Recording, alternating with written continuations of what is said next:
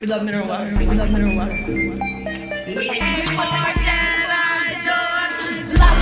me, still an obsession. Love me or hate me, that is the question. If you love me, then thank you. If you hate me, then you. Love me or hate me, still an obsession. Love me or hate me, that is the question. If you love me, then thank you. If you hate me, then you. In fact, I need a diet. No, in fact, I'm just too light, and I ain't got the biggest breasts, but I read all the businesses. I got hairy armpits, but I don't walk around like this. I wear a big baggy t-shirt that has some nasty shit. Never had my nails done, busted down until the 9 months. One night I kissed him bomb, now I don't really give a. I miss my shepherds high like a Mohammed missing a diamond. I miss my shepherds and now I bow down to your royal highness. No, I don't have a corgi, had a hamster die cause I ignored it. Go on then, go on, report me, I'm a bear kid, trying to bore me. Love me or hate me, still an obsession. Love me or hate me, that is the question. If you love me, then thank you. If you hate me, then you. Love me or hate me, still an obsession. Love me or hate me, that is the question. If you love me, then thank you. If you hate me, then I'm a funky little monkey with the tiniest ear. I don't like drinking fancy champagne, I'll stick with Heineken beers. Might burp in your face, a little ladylike. What can I say? Well, oh gosh, I'm not passionate with abstracts. I know what I'm doing, yeah. So everybody's entitled to opinions. I'm open my mouth, shit, I got big. I'm the little kid, the riddle kid, making niggas sleep. No jiggles when you spit. No, I do have some stories. It's true, I want the glory. Go on, man, go on, support me. I'm American, trying to deport me. Love me or hate me, still an obsession. Love me or hate me, that is the question. If you love me, then fuck you. If you hate me, then fuck you. Love me or hate me, still an obsession. Love me or hate me, that is the question. If you love me, then thank you. If you hate me, then I apologize and I really can't sing. Yeah, I can only do one thing and that's the Jedi job. So I apologize and I really can't sing. Yeah, I can only do one thing and that's the Jedi job. Love me or hate me, still an obsession. Love me or hate me, that is the question. If you love me, then thank you. If you hate me, then you. We love mineral water. We love mineral water.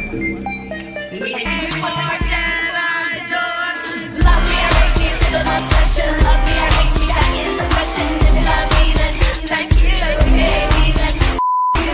Love me or hate me, still an obsession. Love me or hate me, that is the question. If you love me, then thank you. If you hate me, then you. In fact, I need a diet. No, in fact, I'm just too light, and I ain't got the biggest breasts, but I read all the businesses.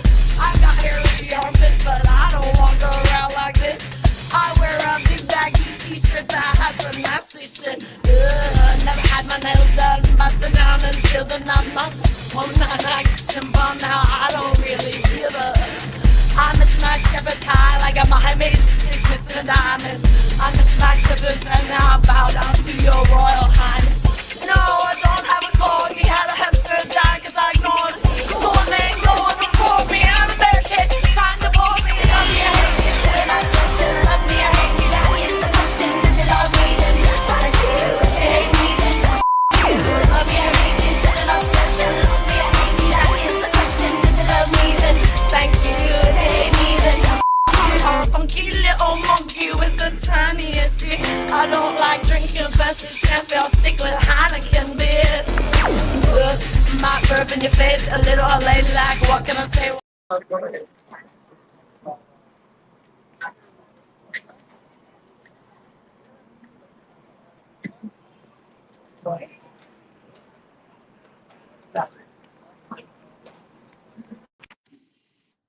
Joy, Oh, Joy, I you know. there? Yeah, but it's not connected to my headphones. My Yeah, copy. don't use your headphones. Get rid of them. Oh no, I can hear you now. I hear you. It's fine. You're good. I just feel like everyone is hearing everything I say when I don't have my headphones. That's okay. I don't know Okay, what's put your wrong with headphones the headphones. No, because it's not working. So whatever. It's not like no one's out here. It's like what time is it? 12:30 in Manhattan. No one's even. So you guys, I'm here in front of this. I tried to go in the subway because I thought it'd be cool for like a backdrop. But like I was waiting, I was me and Rich were chatting, and he was setting up the live, and they're like, "Sorry, ma'am, we're gonna clean the subway. You need to leave." And I was like, "Ah." So I was like, "Fuck it, I'll just go." She's like, "Excuse my French." I said, "I'll just go to something unidentifiable." But it made me a little nervous. I had like my phone out on tripod. I have no earphones, but no one's really real, so it's alright. So I fell asleep because I'm a drunken idiot. Yeah. And I just woke up at like 11. Like I don't know what time. So I did sleep finally. I still haven't ate. It's just bad because I'm like literally like living off alcohol, which is not good. But I made myself some burgers on my George Foreman, and then I fell asleep. So by the time I woke up, I was like, they're cold and old. I don't want them. And this is bad because like my substance, my like literally like I'm living off of terribly sugary alcohol instead of my protein. And I was like, this is bad, Joy. And my stomach hurts, and I'm just like, what am I doing to myself? It is what it is. Um, but I told Bethany, I said, you gotta help me, I guess, because I don't feel good. This is not good for my health. Like, please, she's 27 days sober. I'm so proud of her. And I was like, did you ever think you'd be an inspirational coach to a 40-year-old when you like struggle with sobriety all this time? Like, I was like, you should feel really proud of yourself because like I need her inspiration. Like, she's inspiring me to be sober. I was like, so good on her, like for what she's done. I feel like an idiot for 21 days and I throw it in the towel, just like I did after the 14 days. And I'm just like, why do I cause myself this much misery? Like, I don't have to do this to myself. Like, why am I doing this? But I don't know. I don't know why I let myself fall into addiction when I'm in New York. Like, I don't know why. Because I'm so strong on like not being an addict, and then I come here and I fall right into the alcohol. Like I'm thinking, and I go, why, Joy? Why do you do this? But so Beth and Aaron has just been so sweet to tell me don't be hard on yourself. And I'm like, I am hard on myself because I don't know why I do this. I'm 40 years old. Like, when am I gonna wake up? When am I gonna stop hurting myself? Like, when am I gonna just like be like, Joy, your health is more important than the stupidity. Like somehow when I'm here, like I kind of let myself go and I go, why do I do that? But whatever. So I was talking to Rich, and I was on the subway, and I was taking photos. I said, "Which backdrop do you like?" I had like a white tile wall, I had like a blue wall, and I had the gate. And I was like all into that. And then they were like, "Man, we're about to mop the floors of the subway, so you're gonna have to move." And I was like, "Argh." So I come out here, and Rich said, "Go buy a Starbucks." And I was like, "Nah, I don't want to buy Starbucks." And literally, there's like a Starbucks right there, but I was like, "It's right there, the apple. I might like figure out what Starbucks it is, you know?" So I was like. But how ugly is my backdrop? I'm in Manhattan and look at my backdrop because of beanbags. I mean, I can show anything. It's just a beautiful city. Instead, I'm sitting in front of this disgusting thing that that saves the stores from people vandalizing. But I'm like, I'm in Manhattan and I'm in front of a metal, whatever the hell we call this thing. It's just a shame that social media are such haters that I want to be showing you guys the city, but every time I do, I fear where I am. You know what I mean? But I don't even blog where I'm at. I mean, I go away from where I am, but still, like it's just this weird thing. I don't want people to even know on any level where I am, and I don't like that because I want to share the city with you guys. So I was thinking about though maybe going for a walk and showing you guys the city because I'm not near my hotel, but we'll maybe do that in a minute. But right now, it's like, it's disgusting backdrop.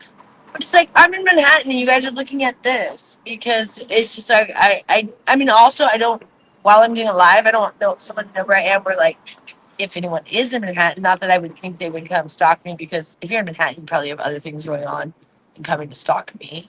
That's the funny thing is stalkers don't live in Manhattan.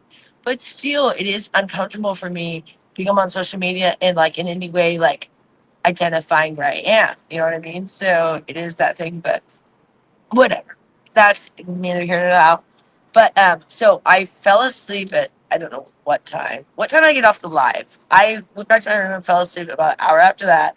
I made myself some burgers, and they're literally still in my microwave. I don't microwave them. I don't microwave things. I don't think it's that, but I'll put things in my microwave when they're food to kind of keep them nice. So I in my microwave have a pound of burgers. I have 2 chicken kebabs, and I have that beef. And I haven't ate any of those. And I was like, okay, now I need to start throwing out those things. And sitting there, they're just in my microwave. And I was just like, Joy, what are you doing? Like, why are you choosing alcohol over protein? Like, ah. So I have a lot of frustration with myself right now, but I'm trying to like not bag on myself too much because that isn't helpful and that's not productive. But it's hard. And I was telling Rachel, I was like, I'm okay with that. I failed because it's like I held myself to like this kind of stuff. Like, oh, you all addicts, like you guys are all addicts. I'm all holding it out. And I'm like, no, I'm an addict. I have the hardest time resisting alcohol. Wow. It is what it is. Like I just alcohol is my vice. So that's why I was like always like, why do you guys like say I'm on all these other things when I tell you guys like alcohol is my vice? I like alcohol more than like more than any other drug. Like I haven't tried a lot of drugs, but like when you if you like alcohol, you don't need to kind of thing. I'm not saying it's a good thing, but I'm saying like the alcohol was what it was for me. Like I didn't need to try all these other things because it's like alcoholics just do their alcohol and pass out. Like you know what I mean? But I am frustrated because alcohol is a poison and it's like why am I poisoning myself? So I do feel a lot of like anger towards myself. And Hello. hello. You guys are having fun. Yeah. Live it up. Enjoy yourselves. These guys are probably not alcoholic. Um, and um, sometimes I'm like that. Oh wow, that's neat. I whoa. There's like these buses. I know. I'm not gonna say it because I feel like if I say, someone might figure out something that makes me. But I like fear that like if I say anything, oh, I know where she is. I'm not gonna say, but that was cool. So I can't even describe what was going on with these buses, but I feel like if I say, someone might know where I am because I don't know if that exists anywhere else. That was really neat. I can't describe how neat that was. But it's like I feel like there's only one place in Manhattan that exists. So if I say it, you guys will know like exactly where I am. So that was cool. Anyways, I hate that I can't share things with you guys out of fear of people like trying to destroy me. Like, why do I have to live my life like fear that you guys are gonna destroy me? And just people then don't go on social media. And I go, I know. When my clients are like, why are you putting yourself out there on social media if people are doing this to you? And I was like, I don't know why I do this to myself because I told that I've had this doxing issue and things like that. They're like, well, why are you putting yourself out there? Why are you? And I'm like, I don't know. I don't know. But there's like this obsession of like wanting to show you guys my life, but then fearing that you guys are gonna destroy my life. So yeah.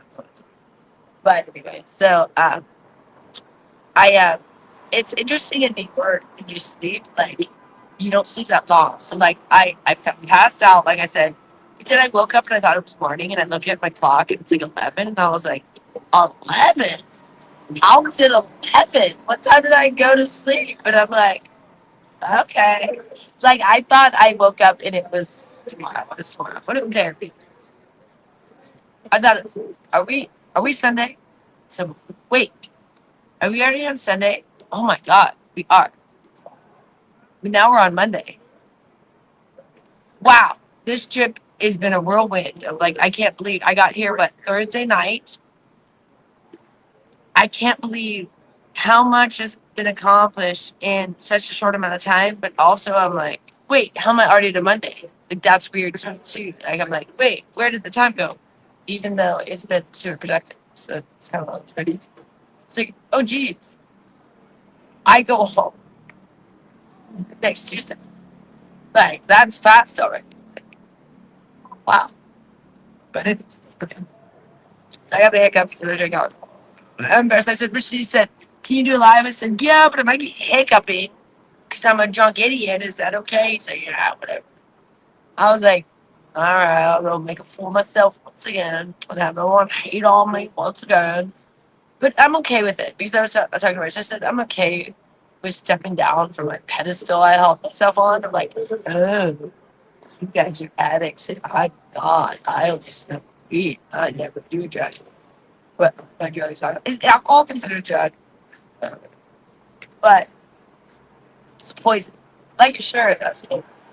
Um, and so if I ever judge someone, bad on me because I say don't judge her.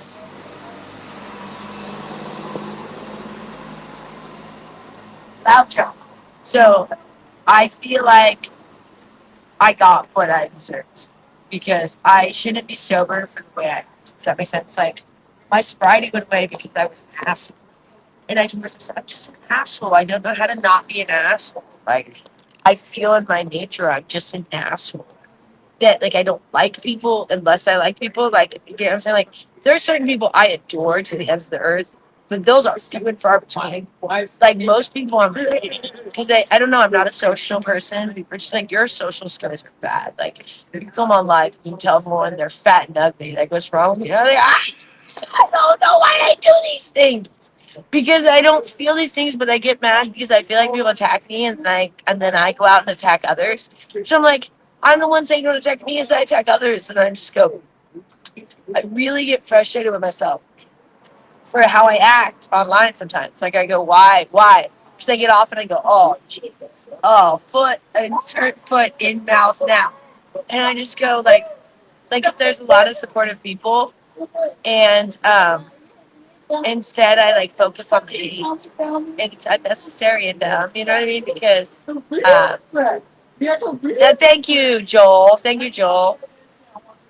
Oh, shame, pretty woman. Ahmad, go fuck yourself, Ahmad. Shame, pretty woman. What is the shame of me, Ahmad? What is your shame you're putting on me? What is your shame? How shameful I am. Like, because I drink alcohol? Go fuck yourself. Like, literally, like the shame on Joy. Shame. Get out of here. Red Rock?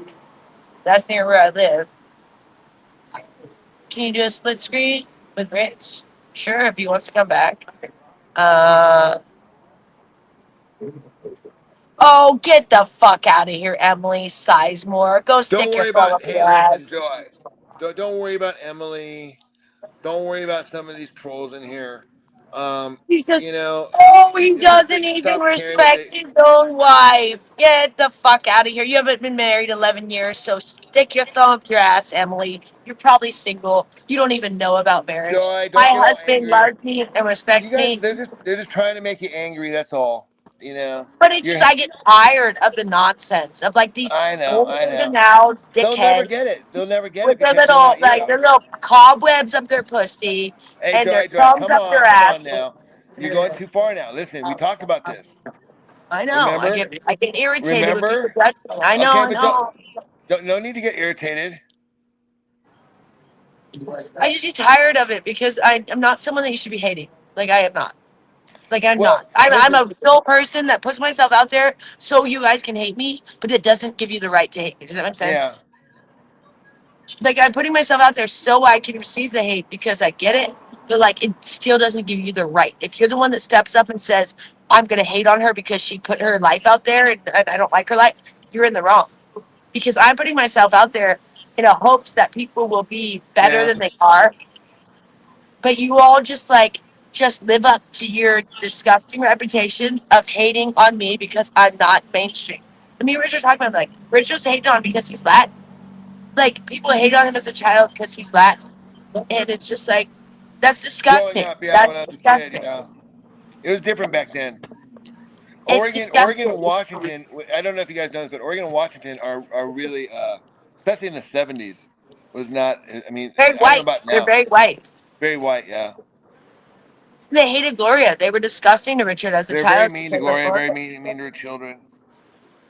And no one sees Richard as Latin because he doesn't look Latin, but he I'm like is. undercover. I'm like Steve Martin in The Jerk. You know what I mean? Like I was I love that I movie. was able to filter into the I 50s. was born a black I man, was in the club. poor black man. What?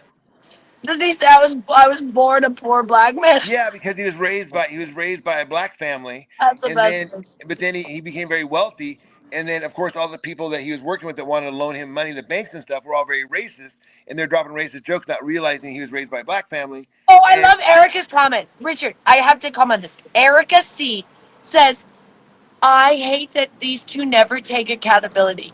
Never take accountability. That's really, like all we do. wow.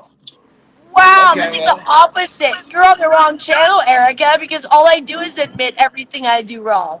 Never take accountability. Wake up, Erica. Like, that's all me and Rich do. I don't have to tell you guys I drink alcohol. I don't even have to come on here and anything. This is called accountability.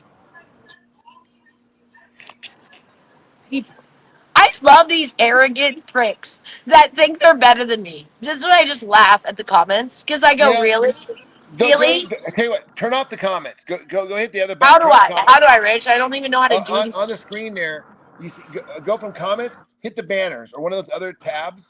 Do you have like a, or go to the private comments? There's another tab. Yeah, there we go. Go fuck yourselves. I can't. I Okay, can't. now continue on with your Arrogant stream. pricks.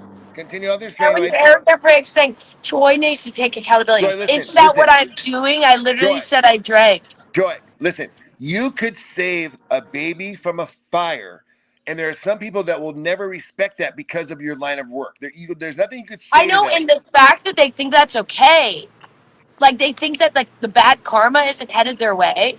Well, just take it easy. But you know what? Listen, because it is, and because you're a light tolerant and you know it's all going to happen, just pull back Tell on them that. You about don't what you need learned about you the don't need light to gloat tolerance. it out. You don't need to call 8 ball corner pocket. Just let it happen. I know. It's like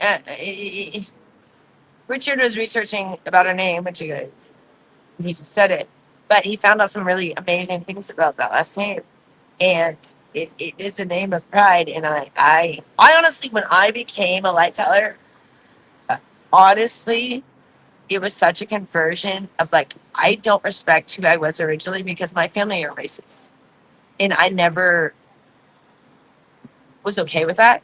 So by changing my name, I felt I just oh the racism. Like, and that's why I don't talk to my family because they haven't stopped their racism. And if anything, relate more to people of a different race than me because white people, they, I, I don't know what that's about. Like, white people think I should be like them and I'm not. And I was like, no, I'm not. I'm not going to be a greedy, degrading, racist, disgusting, vile person. Like I'm gonna think that we're all the same because a lot of white people are on this pedestal of society and they judge a homeless person, they judge someone of a different race or nationality. And this thing of like immigrant hate that we have and all this stuff, I was like, we're all immigrants, you effing morons. America is made on immigration. Like you all took from the natives, who I am. So stop acting like we can't let another immigrant into America. F you that you think America is for you. It's for everyone. So like this thing of like where we're like I can't stand that dumb ass bitch that gets on the TV supporting Trump and she said if you're an illegal immigrant, you better leave or you'll never be allowed back in America. Bitch, they didn't come here legally in the first place, so your dumb ass message doesn't do shit. And if maybe you leave, we might let you come back. Get the F out of here. What is that dumbass cunt's name? She is so stupid with all her makeup and fake hair as she says she's better than an immigrant. Get the hell out of here. That fucking shit drives me up the wall. Because I go without immigrants coming to America, none of us would be here. Besides the Native Americans. So stop acting like you own effing America as a white prick. So this white privilege, white ludicrousy. Sometimes I hate being white because of how white people are. I don't even want to identify with the people that are that way. Because why white people think we're better than any other race or color? I just am like, wake up, wake up. Society exists because of people being different and people being themselves. Like, if we had just white people, that's the worst universe. White people have thumbs up their asses and they're dickheads for the most part. A lot of white people, I'm not saying across the board. Okay, Joy, listen. Listen. You got a lot of I anger know I'm coming out getting, here. I know I'm getting angry, but it's like I hate this hatred towards anyone of a different color, Right. race, But you see, or okay, sexuality. but you're kind of okay. You're self-hating because you hate white people because they're so hateful. Yet you are being hateful and you're white, so you're actually feeding into the I know, stereotype. but I'm hating all the people that hate, which I know it's a Hey, hold kind of on, like Joy. You got a an donut. You oxymoron. got a donut. Hey, you got $2 if you go to rehab. Huh? I got it. Donation. Do a little dance, make a Make a little love, little. get down like you down like you hitting this damn wall. Do a little dance. When I hit this thing, it makes like so much. Jesus. Do a little dance, make a little love, get down like. Get down like. Could this be a more loud thing? Okay. Okay. Now all the person that donated $2 wants you to do is go to rehab. Is that cool? Good for you. Good for you. I hope I can inspire others to be sober because No, I'm no. not They doing want well. no. They paid $2 for you to go to rehab. Oh, nah, I ain't going to rehab. Get out of here. I'm good. Oh, then that's a negative person. But thanks for the $2. Thumb up your ass. Um, but it's rehab doesn't help people. Rehab doesn't help people. Rehab just makes them sober for the time they're in rehab and then they relapse. Because rehab doesn't fix the problem. Rehab just gives you a safe place to be sober, but you can't be sober in real life if you only experience a rehab. Because rehab is a different, like, you go to rehab. I've been, I've done alcohol therapy. I've done all that shit. Listen, you're great when you're going to AA and you're going to alcohol class and all this stuff because of course you're not going to fuck up during that time. But put you in real life and you're not equipped for that. So rehab just doesn't equip you for real life. It puts you in a fake safe house scenario that doesn't equip you for real life. So you go, oh yeah, you're sober when you're in this safe place, but go into real life and you fuck up because it's not accurate of how life is. It's an inaccurate like reality. Like being in this place, you're like, oh, everyone's sober, and like, yeah, great, everyone can stay sober in rehab. You can't stay sober in rehab. I mean, I don't think you can drink, but I'm just like, of course, everyone can accomplish rehab, but what do you do after rehab? And it doesn't equip you for real life. It doesn't. It sets up a fake reality of like, yes, in this safe environment, I can stay sober, but show me real life, can I stay sober? So like rehab, it honestly isn't helpful because unless rehab was like in your own like life, like if rehab was like the inpatient rehab makes no sense because that's not your life. Yeah, if you're in a hospital, I think you can stay sober, but put you with your friends, put you with real life, can you stay sober then? So it's an inaccurate like reality. So it doesn't make sense. It literally is equipping someone to not be able to be in their real life. It's saying like, can you stay sober if we put you in a hospital? Well, yes. But can you stay sober the day you get out of the hospital? That's the question. So take your rehab and your Dr. Phil's. Dr. Phil's wife is bulimic and he doesn't even see it as he talks about eating disorders. So I'm sorry, but mainstream psychology doesn't fit me. Dr. Phil telling me how to be sober while his wife is a bulimic and he literally judges women with eating disorders while he doesn't face the reality of his real life. Okay. Now it's not been proven that she has an eating He is disorder, 100% bulimic. but but it's pretty Her obvious voice is because hoarse. She has them skinny, frail legs, and I he. think she's on Ozempic now, though. Well, I don't know why she'd be on Ozempic. She's already like emaciated. I don't know why she's on Ozempic. I don't know. That's just another speculation I have. I mean, she's already like emaciated, and Phil is Rich call Gloria calls him Mr. Phil, Mr. Phil, which is actually disrespectful. So probably would hate to hear. I'm a doctor. Well, Mr. Phil, you are fat and your wife is thin to an emaciated level, and you don't like wake up and see what's happening in your own life as you try to inform others of how to live their own lives. When you don't like, my mom always said, if it don't work at home, don't export it. Oh, I like that. And that's what I feel with Dr. Phil. He's trying to give me advice when he doesn't realize his own home life is messed up. So Gloria watches Dr. Phil like all day long, and I hear him. And I just Oh, it's he's so cute. like nails on the chalkboard. His It's voice. so cute because she refers to him as she says. I said, so what's going on? She says, oh, you know what Mr. Phil says. She calls him I know, Mr. which is Phil. like It's super so funny. disrespectful. I love that she says that because he would be appalled by her You'd be not calling appalled him by that, that. but it's just so funny. It's just such a cute way. It's like, hey, Mr. Phil.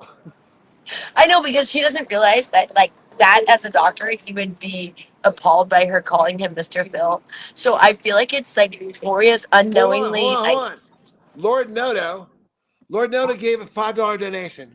Hit it up. hey, You do your do a thing. little dance, make a little love, get down tonight, get down tonight, do a little dance, make a little love, get down tonight, get down tonight. You guys don't even know. There are like 10 people staring at me.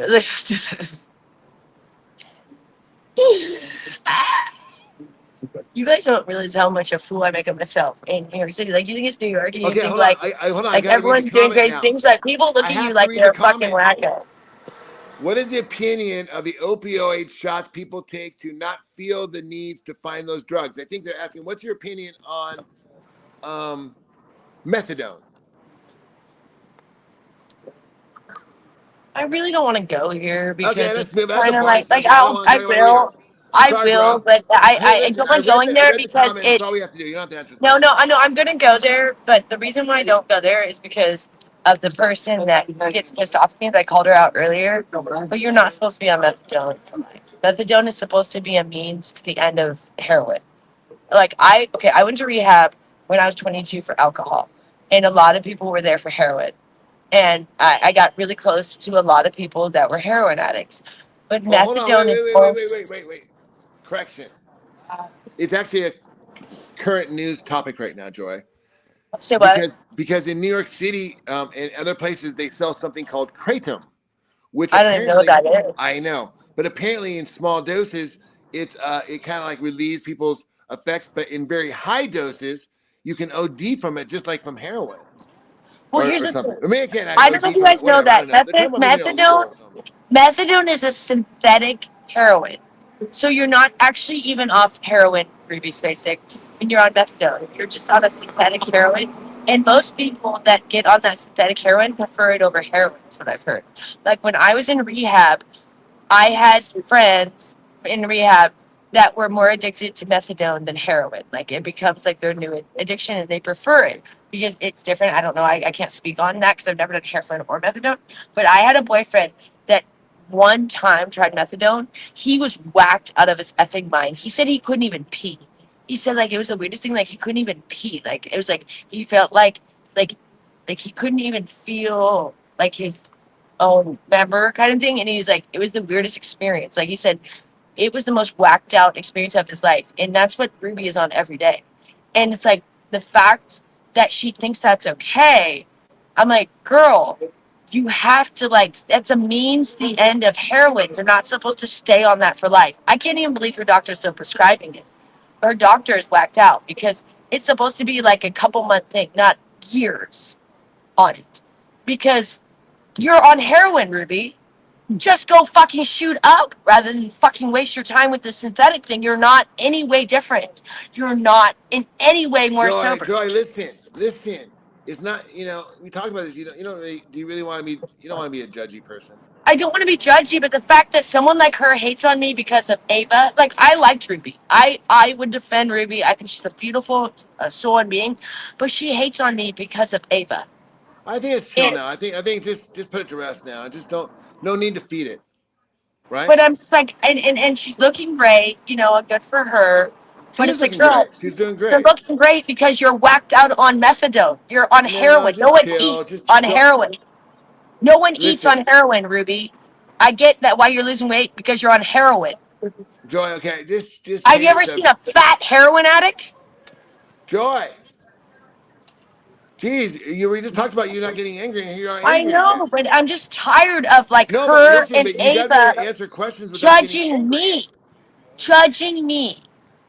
The Okay, but heroin that's fine. addicts judging me. But that's no reason for you to get angry. Just I respond normally. know, but it's just this holier than thou bullshit. I'm just like I'm tired of like because I like Ruby is a sex worker and I want us to be friends and She's not a instead sex worker. She just used to be one or something. she's an ex sex worker who's Or hating on a something. sex worker. That Doesn't that matter. Let's not irritates talk. me. Let's change the subject. Let's not talk about Ruby. Next subject. That irritates me. That irritates me. Why can't we be friends? Because you should get me. Because she's friends Ava, with I Ava, and get. Ava doesn't Ava, like I you. get. Ava, we have nothing in common. But Ruby, Well, we she's do. friends with Ava. I know, but why defend the girl that hates on sex workers Whatever. when you're an ex-sex worker? Well, it's not like you guys were in a union together. But it's like I don't even understand that. I don't know how you could hate on someone that did something you did, and then act like because you're holier than thou while you're a heroin addict and judging Hold on, me. I I got just, some weed. I mean, it Listen, Joy. Listen, boggles, Joy. Listen. it You're on three. I boggles told you you my need to go mind. get yourself a I joint. know. I You're on know. 3 days without weed. It's not 3 days good. without weed and 3 days without food, You need to and get yourself barely some any sleep. food and some weed. Oh, I made my it's like No, you don't hate on. What's that? all this food in my microwave, and when I drink alcohol, my stomach hurts so much that I can't eat food and it's not like I'm losing weight because alcohol makes me gain weight. So don't think that I'm malnourished in the sense of nutrition, but not malnourished due to calories. Okay. Um, Well, listen. We gotta get you to. Is there any of those 24-hour smoke shops that would sell you a joint? I don't even know. To the Like you're extent that outside. It could be a great time to do one, and then I think we'd see a different attitude from you. I know. You know. People judge me for the weed, but weed keeps me Well, from I mean, yeah, I mean, when I doing was in things like AA, people alcohol. judge people for taking Prozac. But it's like weed is in no way like alcohol or heroin or cocaine. It's a different thing, and it's something that can be extremely helpful to people. So anyone that says weed is like another drug, you don't understand weed because it is. Just believe me, when I want to do another thing like alcohol, please ask me loud ass drop. Wait, Hey, listen, I'm gonna do a ball hand. Hold on. I know. Speak of jelly here. I have jelly shoes on. Um, if you want to, hi. Sure, come say hi. What's going on? Come here. Come say hi, everybody. What's up? We got the beer. What's that, Instagram? It's YouTube. YouTube. What's up, YouTube? What you doing? What kind of channel you got? So What are you talking about? anything and everything. Anything. We're talking about people judging others for me and you and alcohol. So you got like the alcohol. Yep. I got tequila. Yep. And other people who are drugs judging us, kind of thing. Oh yeah, weed too. Is that weed? Cigar. Sorry, no weed. Nah, but like have you smoked weed? I have, yeah. Weed is nothing like another drug. Like, Yeah, I've done weed, but I've never done any other drug. you never done that drug. It's nothing like alcohol, though, either, right? It's like it's a different trade. It's different. It's completely different.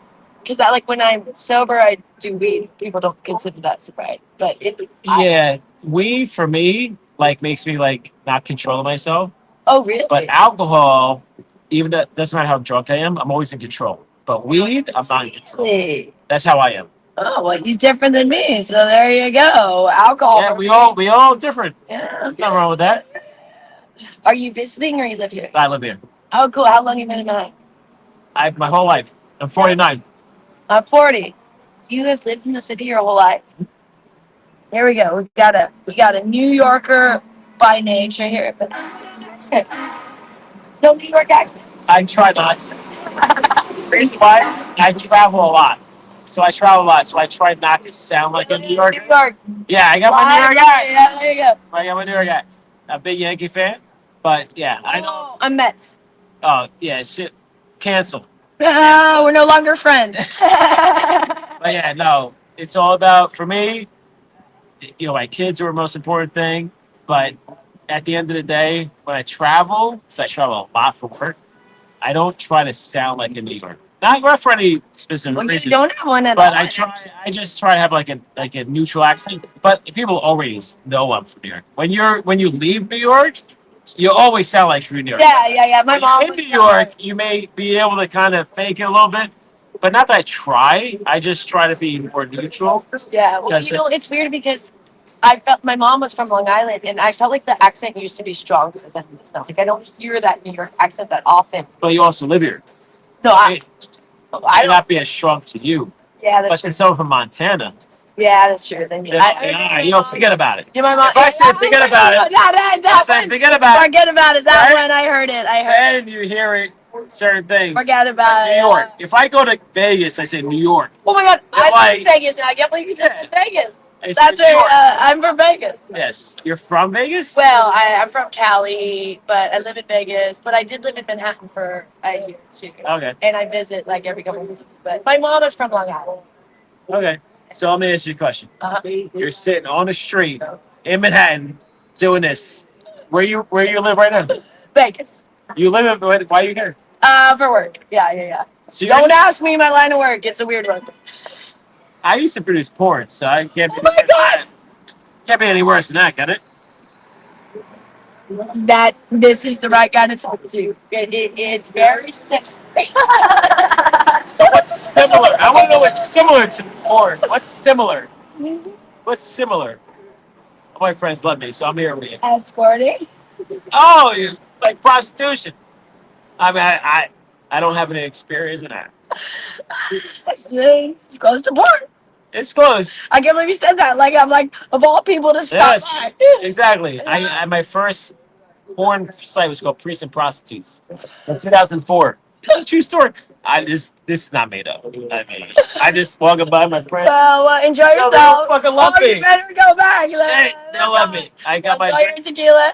Cheers, matey, and have a good Cheers. time. All right. pounds. All right, pal. Enjoy. All right. It's been fun. New York City. You never know. It's been real. It's been fun. It's been Never real know. fun. Yep. Never know. There you go, you guys. There you go. Everyone's nice in New York. See, people just come and talk to you. That was pretty bold that they threw that out to him like that. Well, it's just weird that he said porn, and I normally don't for all you now y'all heard, but it was like, what are the chances that he Yeah. said porn? I was like, because I was like not gonna go there until he said porn. And I was like, well, now I almost feel like I need to because You know, if he said that's porn. pretty funny shit, man. That was funny, right? Like I didn't Well, expect it was that. pretty funny. It was pretty funny. That he But said New York porn City of all was things. it's just different. I mean, the same thing when it happened when I came to Vegas. Like I'm like at these parties. Yeah, it just. And then he said Vegas too. It's like, what are the chances? Like he I said know. something. What are the chances? I know. That I was know. weird. Like of all places, he said something like Vegas, not knowing I was live in Vegas, and then he said, he said, well, it can't be as bad as porn case. I was like, oh, jeez. It was just funny Yeah, that he yeah. said those things. He's a Yankee fan. I know, it's just funny. New York, that's how New York is, and and I never take it in a like a weird way. Like people are just friendly, you know. We're like in Vegas. I almost feel like someone like that would it would gone further. Where it'd be like, whoa, where are you staying? You know, like in New York, it's just how it is. People just interact, and you move about your way because you have other things going on. Like you stop by, see a girl blogging, you say hi, and you move about. In Vegas, I probably literally couldn't have got that guy to leave. I'd have to be like, okay, I'm good, you can go, you know. But he moved him on, like just in a natural sense because his friends were waiting for him. You know what I mean? Because New York, like people have things going on, like, and it's just, and that's what I like about New York, is that people. I don't know, like everyone that is here has a life. Does that make sense? Because you have to here, like in a way, you can't be a loser living in Manhattan. Like you are successful at some level to even survive here. So like a girl sitting here is not gonna like end your adventure. You know what I'm saying? Where like in other cities, oh my god, a girl, oh, you know what I mean? It's just like, so that's what I like about New York is I never get weird vibes from people, and like I talk to people and I don't worry that it's gonna go anywhere weird. You know what I mean? Because it's just like it is what it is here, and we're like in Vegas, I'd probably be less likely to talk to a stranger because I would fear they were gonna not leave me alone. You know what I mean? Like I knew that guy was gonna stop for a second and move about his way because he was here with his friends. They had walked ahead of him, and like I just knew he's gonna stop for a second and carry on. Like in Vegas, I'd be like, don't even interact because that guy might latch on and never let you go, kind of thing, and like be a nuisance. In New York, that's just people stop, they say hi, they go about their way because they have lives. Like you have a life. Like you said, he has kids. You know, he has a life in Manhattan because in order to survive in Manhattan, you have a life. You're in no way a loser. So it's like I wasn't gonna like stop his entire night, you know, but he just wanted to pop in because he saw me sitting here with a tripod and then what's this girl doing? But it was like, and then he carried about his way, you know. And that's what I like about New York is people have other things going on. So you're not their biggest event of their night. Like seeing me sitting on the corner was not his biggest event of the night. You know what I mean? Whereas in some cities, that might be the craziest thing you see. A girl blogging on the corner might be like, what in the world? I've never seen something like this. Here they're like, yeah, what are you doing? Like nothing is weird in New York. Nothing is out of the norm. Like everything is acceptable here in a weird way because it's like, I don't know, it's just New York. Like New York is supposed to be New York is supposed to be different. New York is supposed to be edgy. New York is supposed to be all these things, and that's what I love about New York is it is those things. So like I'm never the weirdest person in New York. I mean, just like where I guarantee half the time I'm the weirdest person in Vegas at times, but never in New York. Never like the weirdest person here. It's just not gonna happen. There's always gonna be someone cooler, weirder, smarter, hotter, more successful than me. That's why like you come here because these are the winners. And I'm like the biggest loser in New York. Like and that's a good thing to be like the worst in with the best. Does that make sense? Because to be the best with the worst, that's lame. But to be the worst with the best, like sure, it can be last with the winners.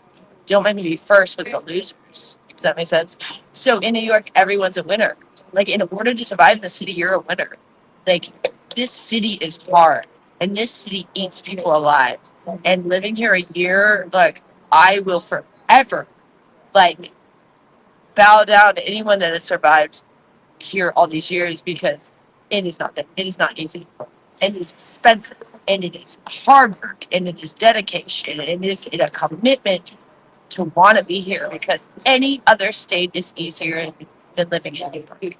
Living in New York is hard, and you have to want it in order to make it happen because all you have to do, pack up, go to Vegas, and you just dropped your rent like 90%. So to be here, you want to be here. And people want to be here because the winners are here. You know, same like be in the best pool of society versus the worst. And I get not everyone can be here because it is too expensive, but if you can, like pat yourself on the back that you were in New York because it's a cool thing and it weeds out the ones that can't handle it. I mean, and I could stay to the level of these people because I don't make enough to survive here. Like I was drowning living in New York because it is too difficult. And I mean, we were making it, but like long term, I couldn't keep up with the pace that was needed for here. Like I was working every single day for a year. I didn't have a day off, and that pace I can't keep for life. You know what I mean? I can't not have a day off for years on end. I did for a year, but I couldn't do it much longer. And Rich pulled me out of New York, and I didn't want to. I was mad at Rich. He got us a plane ticket back to Vegas, and I was infuriated at the time because I was like, "Don't take me away from New York. I want to be here." But he took me out of here because I was drowning, and he could see it. And now when I look at my photos from when we lived here, I was like, "Oh my god, I can see why you're worried." I mean, I was like, emaciated. It looked like death, like a ghost. And I was like, "No, it's cool. Let's just keep chucking on forward." And he's like, "You're gonna die, like you." Like, and I was pushing myself to such a level because I deep down wanted to make it work. Like I wanted to be successful in New York, but in my line of work, like it's you can only do it in short. It's like coming for 2 weeks. I'm pretty exhausted by 2 weeks. Living here is just too much. But it's hard for me because my soul feels alive in New York, but I also die with the pressure and the expectations, the money demands of New York. Does that make sense? Like, as much as I want to be in New York, I wouldn't be happy in New York.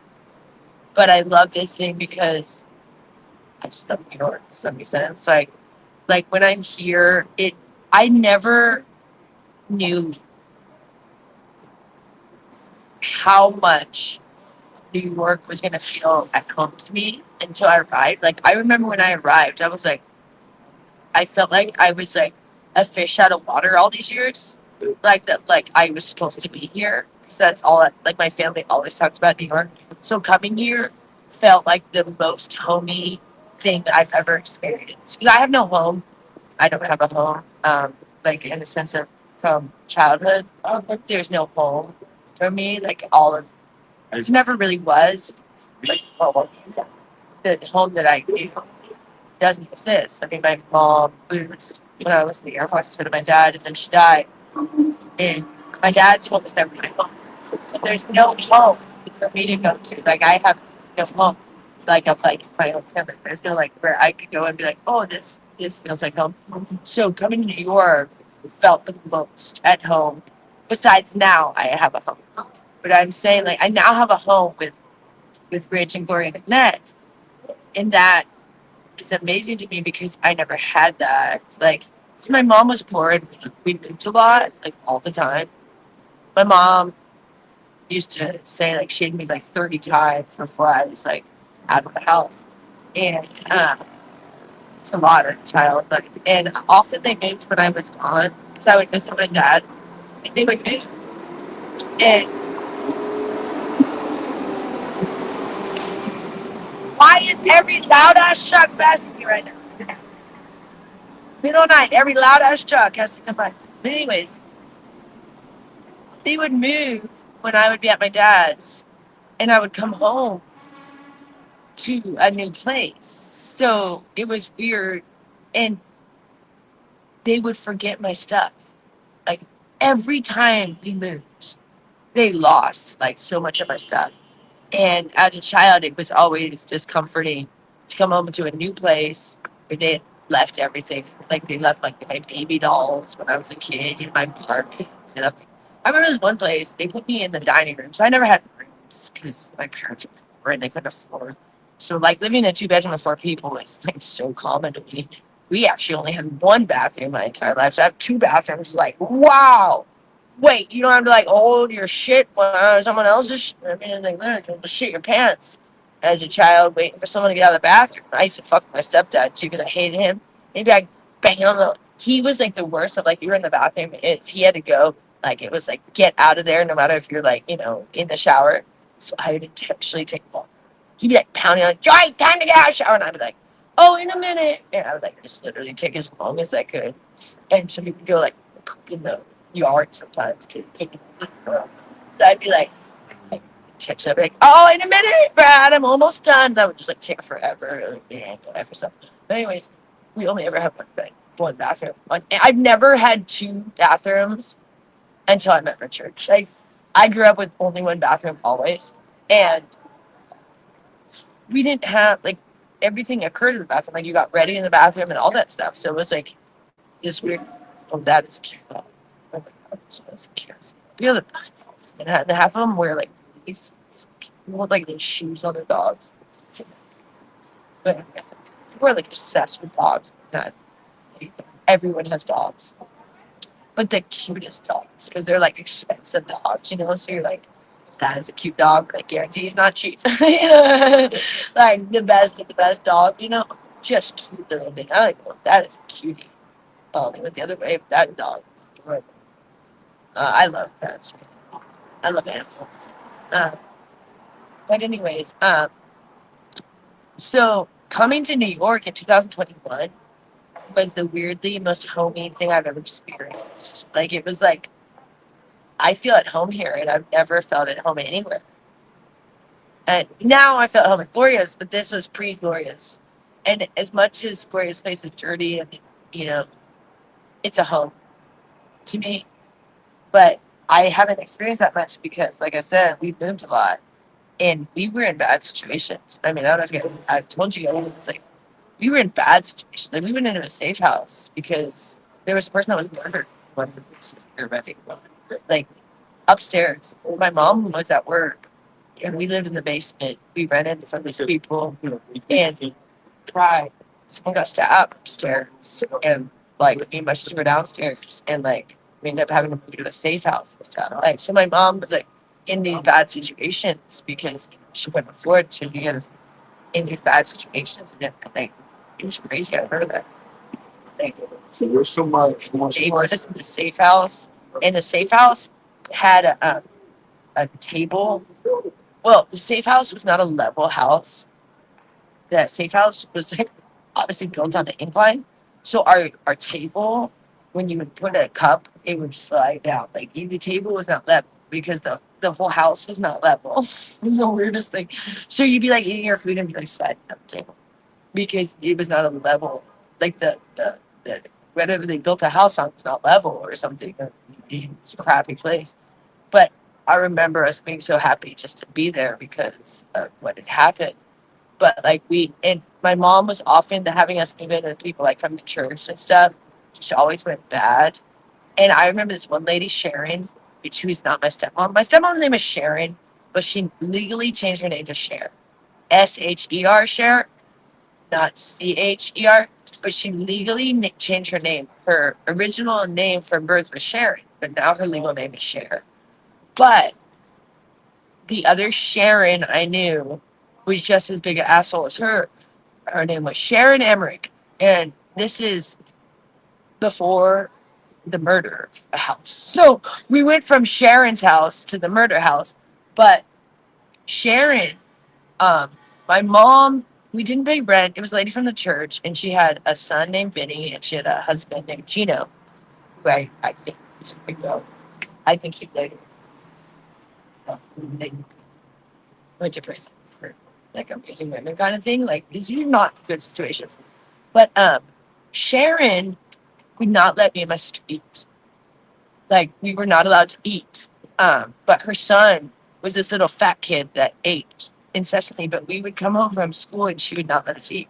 And it was really weird because my mom was paying for the food and she would not let us have food. Like she would not let us have food.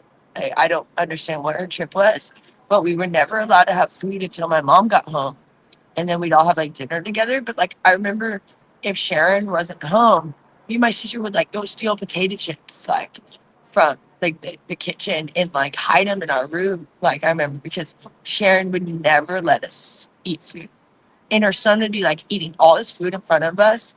And I don't know what her trip was. She was like, you guys can't have food. It was so weird. And me and my sister were like skinny little girls because like I grew up as a skinny little girl because I was poor. So I've always been thin except for that right before the Air Force is the only time I was ever heavy. But I've always been like the skinny girl. And yeah, she was like making us even skinnier. And it was like, why will you not? I mean, I was like 7 years old and this woman is like starving. It's like when you come home from school, like for one thing, my mom didn't even send us to school with lunches. So we wouldn't even, like I would have no food at school and then I would come home and Sharon wouldn't let us eat until my mom got home and I said, we can't. And my mom, I'd go in the kitchen and eat some food and bring it to the room. But we stayed in this one room and we must have would like lock ourselves in the room because Sharon was a wacko. And it was like just like weird things like that. So I have very, very rarely felt at home in any place I was living. But New York, when I got here, I was like, this is home. Like how I'd never been here. But like it was like, oh, I get it. Like I'm like displaced in California. I'm like a New Yorker that was like displaced. And But now, like, Gloria's home is a home to me, and I don't care if it's dirty at times. Like, it's home to me. So I do appreciate that. Like, as much as I've talked shit and said bad things, Gloria has been a home to me. You know what I mean? Like, she has been, and I feel bad that I disrespected that because, yeah, she's got her issues.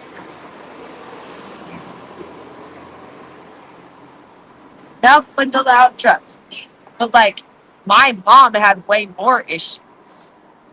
Gloria would never abandon her children by shooting herself in the heart. It's not something Gloria would do. And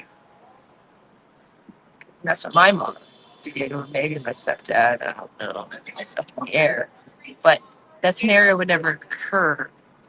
I know. That's how I like remember shoot. You that pretty good. But, she's so drunk. You can barely find her. She's like staggering, but anyways, so I appreciate that I have a home now, and that's like it's nice because New York is harder to feel comfortable. Does that make sense? Like, even though like I felt at home here, it's hard to make it your home. Does that make sense? I know that seems like an opposite, but it's like I felt at home, but it was also like the pressure of we were paying $7,000 a month for hotels. I mean, you can't survive on that kind of like expectation of money. You can't pay $7,000 for rent a month. I mean, people do, but it's a rat race. Like, you know, it's a treadmill that you're on that never stops. Like, because if you get sick in any level, like unless you have sick days, like you're gonna fall off that treadmill, and like that isn't a way to live unless you just like have a job that just pays copious amounts of money. But if you have a job that's paying you hourly, you can't survive. It's 7,000 a month. Some people pay 20,000 for rent here. $20,000 a month is a good deal sometimes in New York. We were paying seven. We were paying four for our condo, 4,200 for the condo. But once we went to hotels, it was 7,000 at the cheapest. Because hotels are that expensive. It's like you can't survive at that level of expectation. I mean, it's like, yeah, you can, but you're not going to be happy. You know, like, yeah, you can as you beat yourself to hell. But so Richard had to nip it in the bud of like, Joy, this pace is going to kill you. And I wouldn't accept it. And when I look at my photos from 2021, I was like, oh my God, I don't know how he was looking at me. I looked like a ghost. Like I was like 90 pounds and I'm 5'6". That's insane. That's insane. That's disgustingly insane. I mean, it's like I've been 90 pounds since I was like 6 years old, and then I was that when I lived here. It was wrong, and it wasn't intentional. But that's just the pace of New York emaciated me.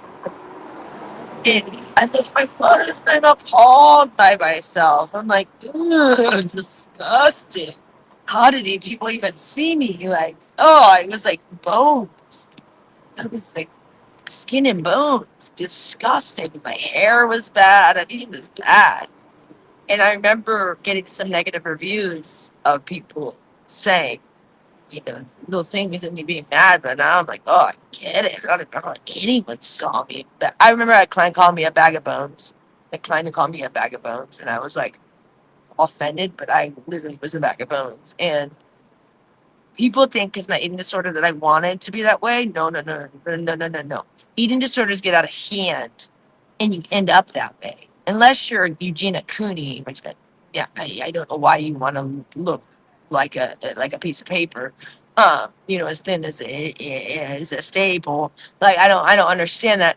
But eating disorders for me just got out of hand where I couldn't stop the path I was on.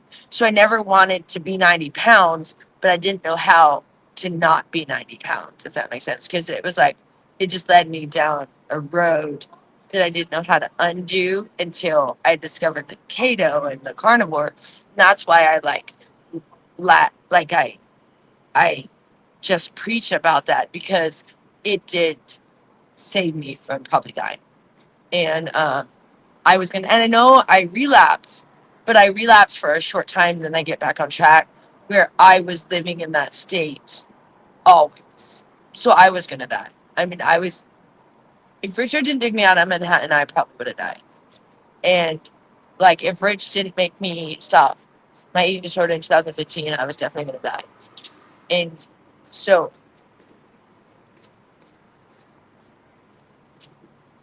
he saved my life over and over and over. And also, before getting with Rich, I kept wanting to die. Like, I tried 3 times and it didn't work. But I've never, ever wanted that since I've been with him. And because I want to live. And so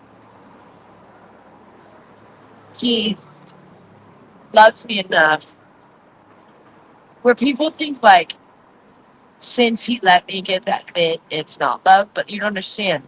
I wasn't going to let anyone tell me I couldn't do what I wanted to do. So he had to take it and worry about me and be worried sick about me and watch me almost kill myself. And then finally he said no more. And that was a big thing because basically when we got together, I was like, don't tell me to stop my addictions. I was like, the Nicolas Cage in Las Vegas, like, don't tell me to stop drinking. Don't tell me to stop my eating disorder. If you are going to be with me, you're going to have to accept those things. And so he had to, for many years, like, watch me almost try to kill myself, with my addictions. And finally, he said, I just can't take it anymore. Like, I can't watch you destroy yourself. And it made me mad because I was just like, this is what you signed up for. But it was also like, thank you.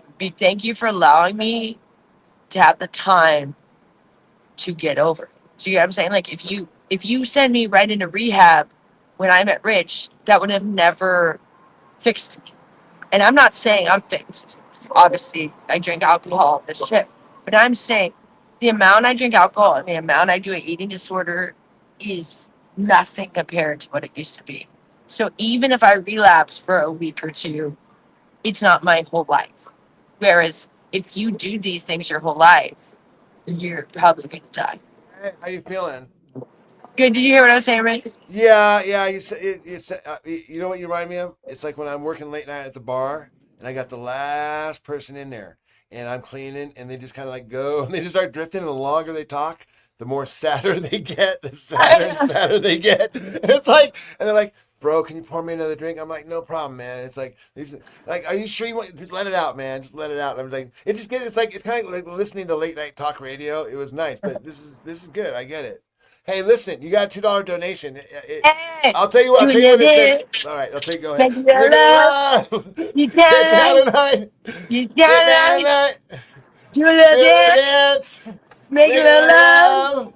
Get Get down down right. tonight. Woo. Yeah, Get I love the way down. Annette does it. Annette goes that she goes like Oh yeah. this thing. Yeah. No, she does this and she goes. Yeah. Annette is like the most genuine, Yeah. wonderful, Yeah. Oh sweet wait. Okay. Wait. of a Yeah. person. Anyways, it was a super chat. I have to read it. They love your lips. My lips. I don't even have lips. I think my lips are non-existent. I have like a small. Oh, there's a cockroach. Come over A here, what? bud. Cockroach. Big I ass. thought you said there's a copyright. I said copyright. Where? Big ass cockroach. Do you guys know we would kill cockroaches? And Oh, I know. I was on this thing. I was on this thing where I didn't want to kill any other living no, creature no, for like you a would not year. pick Oh your my god! living creature. After the cave. After the cave. After the The cave, you picture. would not I kill a got. Oh, cockroach. in And our our place was Discord. infested with cockroaches, and we would not kill them. They were like falling off the Joy, walls. Joy, And Joy. can Hold I on. tell the story? Hold on, let me tell the Yeah, story I'll real let you quick. tell. Wait, let me tell them one thing first. In our Discord, I literally just today. It's funny you mentioned the story. I posted a picture of our first studio that was in a weekly motel after we left the cave. This is after we got all this training, so we got all these crazy ideas, right? Like that pigeons can only eat organic almonds. I was spending like $50 to $50 a feed day, all of the pigeons in the neighborhood organic which was almonds. illegal, by the way. Yeah, and I got fined and everything, and I was like Oh on this god. quest to feed Anyways, only organic. I gave them regular almonds, and they didn't like them. Like they wanted the organic ones, so I'd spend like $10 a bag on these damn things, and I'd sometimes buy like 5 bags a day for the damn pigeons. I mean, because there was like millions of them where we lived. I mean, they like all of them pollinated at this one area because someone had fed them there before or something. There was like so many, and I would just feed them all day. And then one of them had a baby. They had a baby squab, and it was just crazy. Anyways, okay, so we're living in this weekly, and they come around to do cockroach sprays, like because the weeklies have a really bad thing about being cockroaches. I don't know what that's about, and they get infested with cockroaches, and like it just never ends. So me and Rich, like before the cave, we were like bombing the cockroaches, like that you do those like bombs in the house, but like the bug bombs. But this orchid guy came over one day, and it was really funny because me and Rich were drinking at the time, and this orchid guy, is that what's called orchid? What is that? What's that?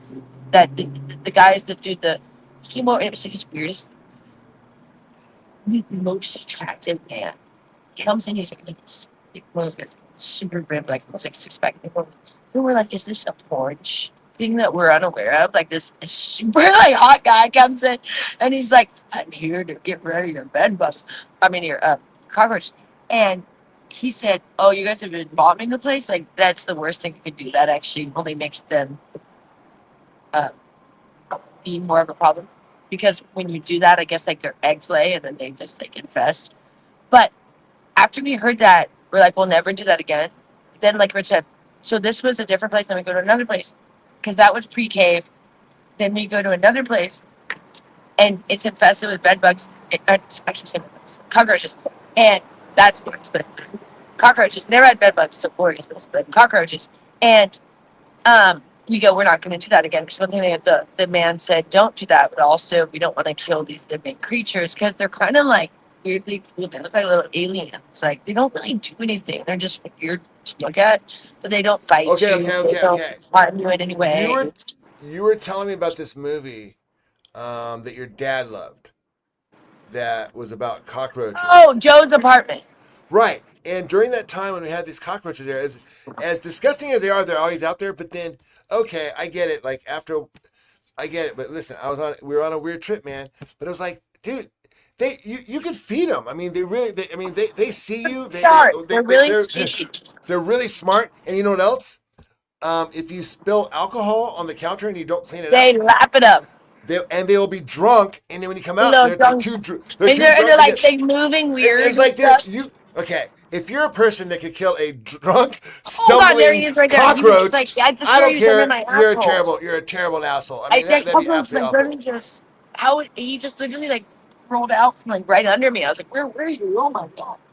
But Well, get this, it is pretty gross in New York City, though. I mean, yeah. it has a big ass one. They're big. But Vegas was different. Vegas is so like everything's. So we're at this place and we say we're not going to ever kill a cockroach, okay? So they're literally like everywhere in our place because if you don't kill them, like when the place Wait, infested, wait. they just go nuts because they go, oh, you're not going to kill me. So they come out at all hours of the day and night because they only hide if they think they're going to get killed. If they realize like no one's going to kill them, they just like fully roam your place. So we have this guy come over, not this porn looking hot guy, another guy that not attractive, the maintenance dude. And he comes in, he said, you guys have a cockroach problem, we're spraying. We said, no, we don't. Because we didn't want him to kill him. And he said, are you sure? Because I think like everyone has a cockroach problem here. I said, no, we don't. So okay, well I need to come in and look. I didn't inspect. So he comes and says, You say you don't have a cockroach problem. Those guys are falling off the walls in your place. They're falling off the ceilings. You don't have a cockroach problem. You're infested. And we're like, no, darn it. Oh, those are cockroaches. We said, oh, those are cockroaches. That's what we said to the guy. We said, oh, we didn't know those were cockroaches because we didn't want him to kill them. And he, of course, straight up to kill them all. But we go, oh, we didn't know. We're pacifists, man. We were feeding the pigeons organic. They were so bad. We were so infested. And he was like, you don't have cockroaches. You have more cockroaches than anyone in this whole building. And we were like, oh, that's what those are? Oh, we didn't know. But we didn't want them to spray it. They sprayed our place bad. Because they were our little friends, you know? They come our little buddies. We were getting them drunk. We didn't get to. That actually wasn't. Joy, hold on. That Hold was on, hold on. pre-case. That was Hold on, pre-case. Joy. Get it Listen. started. Really random. I know you loved that Willy Wonka coat. Everyone misses it. We'll auction it off after you're dead. But No, listen, I'm bringing that one back. I look at my Really? photos and go, I like that one. Okay, still. all right. But check it out. Someone just came in, and I'll tell you who it is. They said, I like your Willy Wonka style hat. Ah, Willy Wonka jacket and hat. Thank you. I got this. What trip was that? Was that November? They're all getting blurred. One of my trips, I got this for $5. You know what I mean? It's for $5.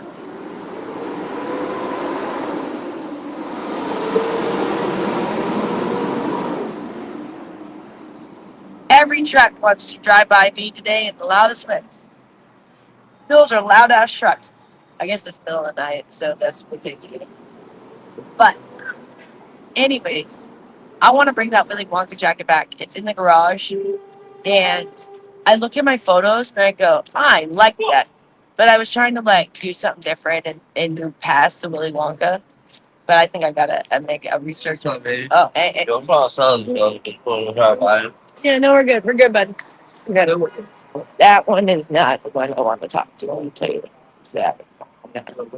You see a certain level. That one, that guy is a wacko. I'm not gonna be a part of that one. Let's go sit down next thing. I gotta move along. I don't want to see where I am.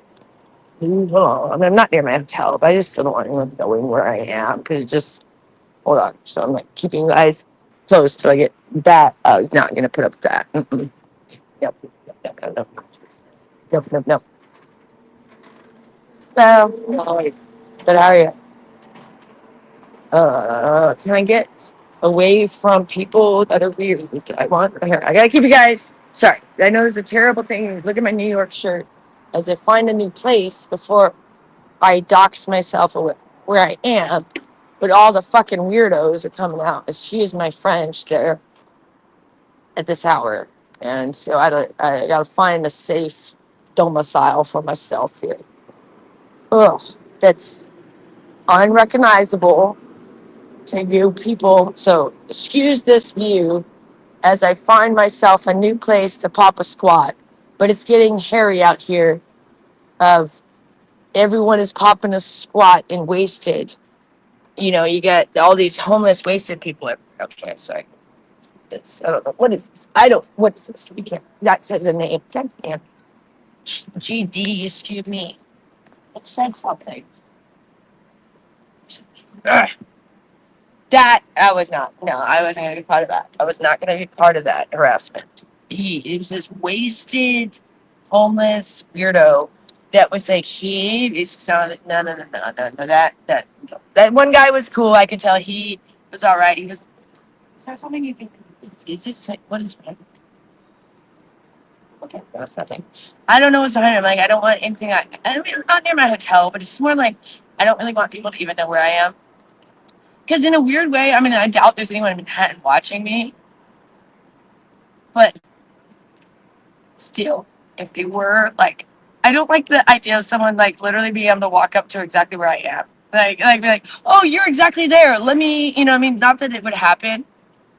But ever since everything, I mean, back in the day, I wouldn't have even ever worried about that. But after what happened on what trip was that? Was that November or March when I got doxxed? Now I'm just like, no. I don't want anything like that to ever happen. I don't want anyone to know where I am on any level when I'm live. If it's a video that I'm posting, afterwards, like a short, sure, I'll show you. But with a live, it's like, because I'm currently here. Does that make sense? So it's like, I don't want it to be where like someone can be like, hey, I saw you on your live and I walked to where you are. Not that someone would, but just the fact that they could, it makes me uncomfortable. Like, because I am in a crazy city by myself, and so like I have to like protect myself in a way, you know what I mean? And especially like, but most of the people in New York are probably not the issue. So really, like someone coming up in person is probably not as big of a concern. It's just this weird thing of like, just it feels like a little bit of like an invasion of privacy if like you feel that someone could come to exactly where you are, like just from online. Like they go, I know exactly where you are. I'm gonna come sit down next to you. I mean, it's not gonna happen from online. It's just like a transient walker, but still, like if someone could, that makes me uncomfortable. Does that make sense? So, anyways, that's neither here nor there. But let me see. I'll probably head back to my hotel soon because it's getting a little bit more hairy out here in the sense of like more wasted people, more homeless people, or just not the people we want to interact the later it gets. So I probably will jump off soon just for my own kind of like safety of like it's getting a little bit wild out here of like it's not an unsafe or I think anything that happened to me. It just more like becomes like a little creepy, because like I'm telling you, like everyone that's walking by is just like creeping me out now because they're just like so intoxicated and creepy at this hour. Like this city, like it's like it gets wild after hours down here where it's like just like ooh, it's a whole nother place in the middle of the night versus during the day. You know what I mean? Yeah. These guys are just um, but anyways, but I've had a great time and I'm sorry for earlier. I know I said I was calling everyone fat and ugly. It's like, I was only saying that sexuality will make you more attractive. I wasn't saying you are fat and ugly. I was saying if you don't embrace your sexuality, you will become less attractive. Okay. And sexuality keeps you young and vibrant and gorgeous.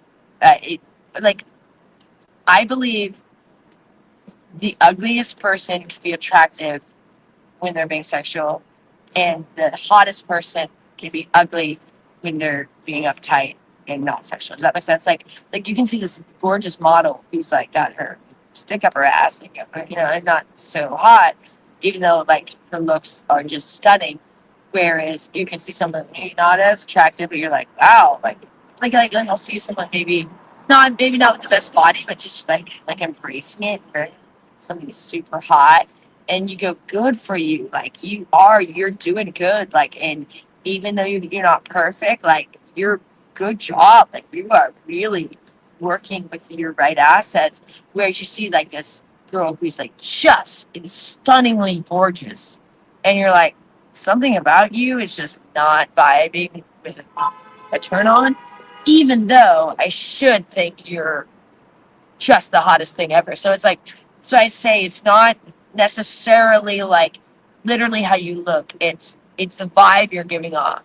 Um, and so when I said that, I wasn't saying like you're fat and ugly and that's the end of the day. I'm saying you're only that way because you're not embracing. And I'm not even saying you have to change anything. It just be sexual, and like sexuality is beautiful. Does that make sense? So, but I should not have said that because I struggle with eating disorders. So calling people fat is the wrong thing to say because I understand that's mean and that's harsh and that's everyone struggles in our current society with weight often because it's difficult. I mean, we have constant like temptations of bad food. So calling someone fat is mean because it's different, you know, and I get it, and it's my struggle. And so when I do that, I get mad at myself because I go, that's the last thing I'd want someone to say to me. So to say it to someone else is wrong. Does that make sense? And like, just because I'm not fat doesn't mean I'm better than someone who is, because I have an eating disorder. You know what I'm saying? That I struggle with most of my life. That is way more messed up than the person that might be a little bit more chubbier than me. Does that make sense? Like, they have a normal eating habit. I have an effed up one. So when I judge someone on their weight, it makes me feel like a bad person. And I should, because I should do that. Like, I should feel like a bad person for doing that. And so I honestly No, cried hold during on. the last Listen, live because I felt like an asshole. don't be beating yourself up now. You know, that's not helpful. I I know, mean, but like, you made a it's such mistake, a, but there's no reason to label yourself as a bad person. That's not a good internal dialogue. this is. Yeah, I'm gonna have to tell Listen, this it's up. time. It's time for you to go. Time for you to hit I the know, road, but probably. everyone, it's getting Can you wild start out. walking? Can you start walking back to the subway, or are you just gonna turn off? Uh, I'm gonna have to turn off soon because Okay. I can't even like. All right. It seems like I need her to get her bearings there, you guys. So, how are you guys doing? I'm probably gonna be on here for just a second, and then we'll call it a night ourselves. You know.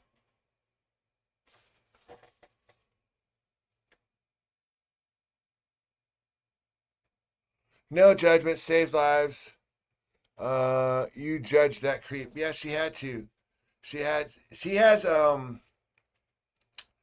you know, I've often wondered how you know, particularly anyone on the street could survive, but definitely like how do women, how do they stay safe, especially like doing any sort of job, and I do get the sense that there's this sort of like, I don't know, something out there looking out after people, because I mean, how else? How else? Like you said, like you saw her. She had no problem talking to one dude, and then another person came up, and then all of a sudden now she's got. It's almost like it's like, you ever see like Night of the Living Dead, the original? You know what I mean? It's like all of a sudden like one pops up, and like all of a sudden, oh my gosh, they smelled fresh blood, and it's like all of a sudden all of them are starting to wake up. You know. You better give her some, Cody Willis. You must be new here, huh? You should have streamed till she got to a safe place. I should have, Beth, but you know, a lot of people were saying that we should get her back to her hotel. So I figured that, you see, the problem with streaming is that she's trying to focus on me and you. I needed her to stop, like, she needed to focus on her surroundings and where she's at. And you know, you've seen people stream, they're walking, they trip over stuff. You've seen them, they're totally oblivious to what's going on. And that's not what she needed to be right now. She needed to figure out how to get to a safe place. Hold on, guys. I'm gonna go in the room. I'm gonna do a bong hit. We'll hang out for 5 more minutes if you guys want to. I have no issue doing that. I can't believe you just go there. Go where? Go to New York? Well, I mean, here's the thing, my friend. I've never been a person to control another person, and that's probably why I made a terrible, you know, boss. I mean, I just not a person. I don't. There are some people that just love controlling people. I don't. I don't, because I always empathize and put myself in the other person's situation. I don't want to be controlled. Therefore, I don't control other people. And I think I'm doing a pretty good job of not being controlled. And I think I do a pretty good job of letting anybody do else what they want. So, like when you guys say, I can't believe, I get it. Your relationships are different than mine. My relationship is based on love and not control. Just notice how pause, color, yeah. Yeah, that's what I figure. I'm gonna give her. She'll probably call me as soon as she's back in her place. I'm gonna bring my. Wait, this is not. Which one had my streamer on it? I can't remember. This one. Ah, this one. Right. So I'm in the studio here, and then what we'll do is we'll.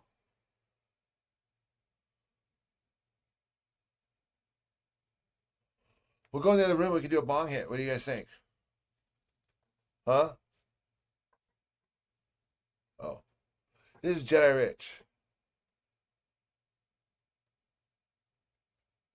Do you guys see that flashing going on? Man, it's about to give me a seizure. It's like this damn thing is for raking out.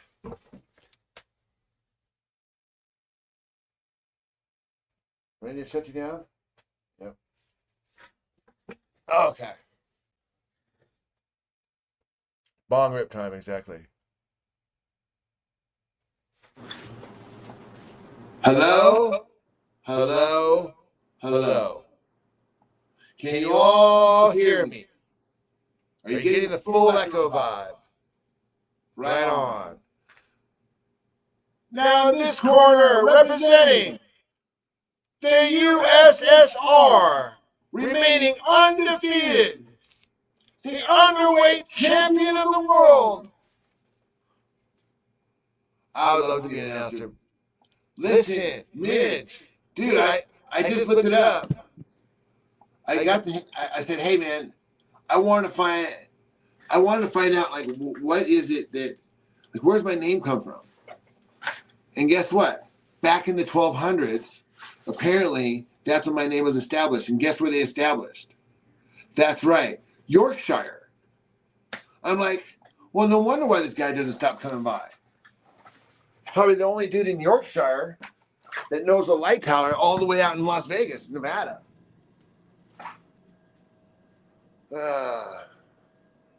Bro smokes. Meanwhile, wife is getting... You know, you guys know a lot about me and about my wife. You know more about us than you do your own girlfriends.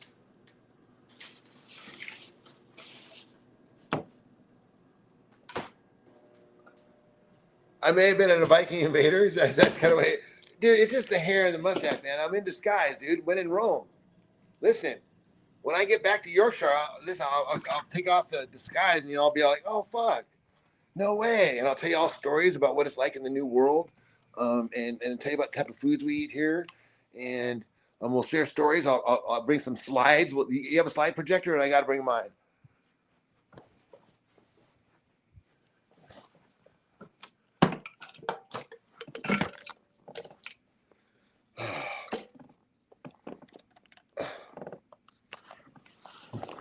Oops.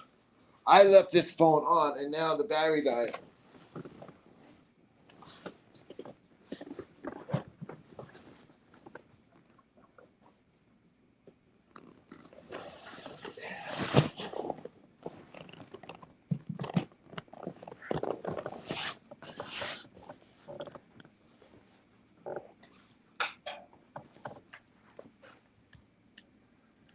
Oh, damn. Whoa. So hella cool, you guys. Hella cool. Ask South Valley. Slide projector. Hell yeah, slide projector.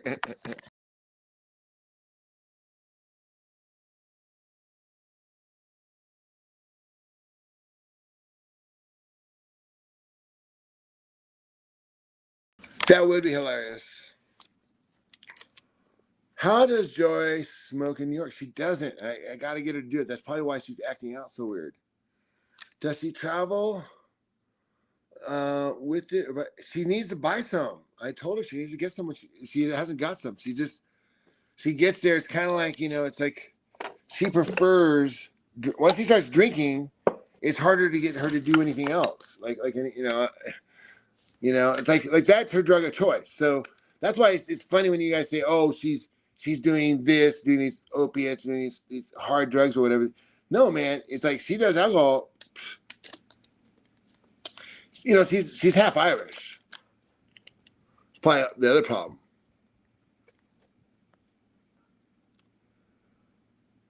I know she can buy smoke too. She just doesn't. Oh, here Miss says, I reckon Joy goes to New York to escape, maybe have a drink too. Maybe so. But the thing is that she's also feeling more relatable to people. Both of us were kind of like but imagine this: both of us a little bit outcastish when we were growing up. You know, I was a weird kid because of my mom. She was a weird kid because of her mom. You know, and so and so we weren't very relatable to other people, and so it's easy for us to do things like these extreme diets because, well, you know, we just do our own thing. But then, that's a lot of people. That's not very helpful. You know, it's more helpful to be like, I mean, obviously the diet we did was very helpful for me, but just kind of like this being way up in the ivory tower over there is not a good way to live. It just puts it lacks humility. And so what I found was that, well, I mean, one of the benefits of what we're doing now is that we're more relatable. I mean, Joy's relating to more people. She's more relaxed, and so she doesn't feel like such a weirdo. But you know, hey, what's up, First Harvest? Rich, you're in your I'm in my 60s. Thank you. Stop talking about your childhood. Blame it on my mom. What do you mean? I'm not saying for my benefit. I'm saying for your guys' benefit. For those of you that haven't realized what your issues are, 100% everything that you can kind of stem from is your relationship with your mother. It's going to go all the way back to that. And being born in 1970s and having a mother that was from Panama that didn't speak English, well, whether you know this or not, but Oregon and Washington are extremely racist areas. You know, like subtle. They act like they're all hip, but they had to be because they're like the northern states that were kind of like. I mean, they're very white up there, very strong KKK presence back in the day, et cetera, et cetera. So I was outcasted because my mom was from another country. So while you might not think that is like relevant to anything, but that is. I mean, that creates all sorts of development for anybody that's ever been. Obviously, First Harvest, you're white. You've never experienced any sort of prejudice. But if you ever have, you would know what I'm talking about. And so I'm not talking to you. I'm talking to people that maybe have experienced that.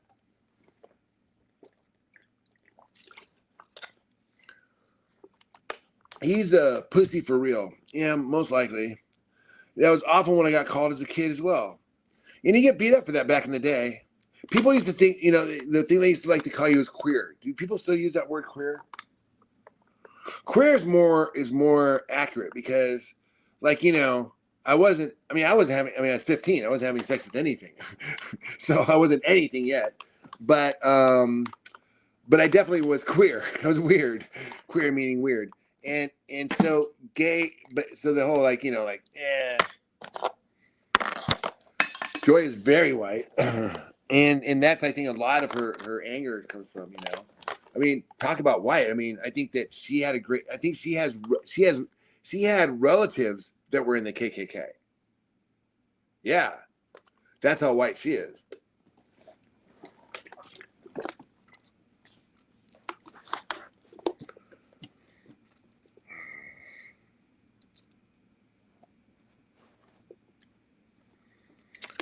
Is that when you put her on the streets in Panama? Oh, I didn't put her on the streets in Panama. She was on the streets when I met her. Jeez, she was suicidal and everything. Man, you guys are really harsh on me, man. Listen, if you thought it was so bad, then why have I been with her for 13 years? Does she not seem happy? Does she not seem like she's in love? She's the one who wanted to go to New York. I thought I wanted to stay here. I now have to do all the cooking, all the cleaning. I barely have time. I come on the stream here at the very, very end here, and that's it. Because I'm running around doing stuff. Fortunately, it's late here. It's almost midnight, and the ladies are in bed. The place is fed. All the chores are done, and all I have to do now is just talk to you guys. I'm gonna watch a little baseball. I'm gonna go to bed, and then I'll be up at 5 a.m. to do it all over again.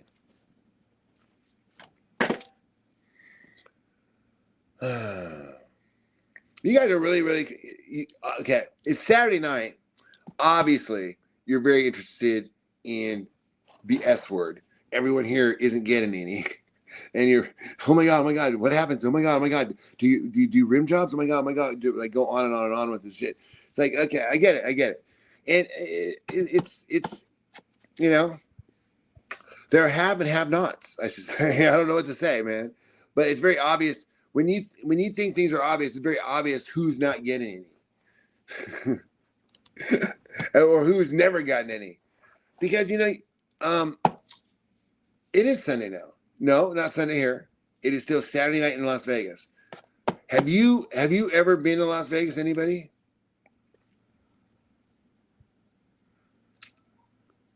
Yeah, it's Saturday. That's what I said. It's Saturday here. Where are you, First Harvest? Are you in Las Vegas too? Do you know what day it is? Yeah, do you know what day it is? Hey, Christopher, high five. High five for Summerlin, buddy. You live in a value. You live in you live in Nevada. I assure you it's Sunday. Okay. What part of Nevada, man? It's Sunday, dumbass. You guys don't even know what day it is.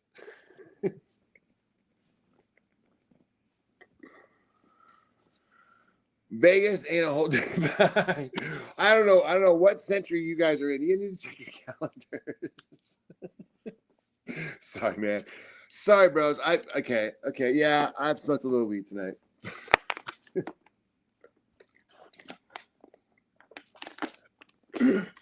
You guys are fun to fuck with. It is Sunday, maybe in Australia. Today is Saturday night, and we're gonna have the best night ever. You guys ready to go hit the town? We should do a stream. You guys want to do a Saturday night stream on the strip?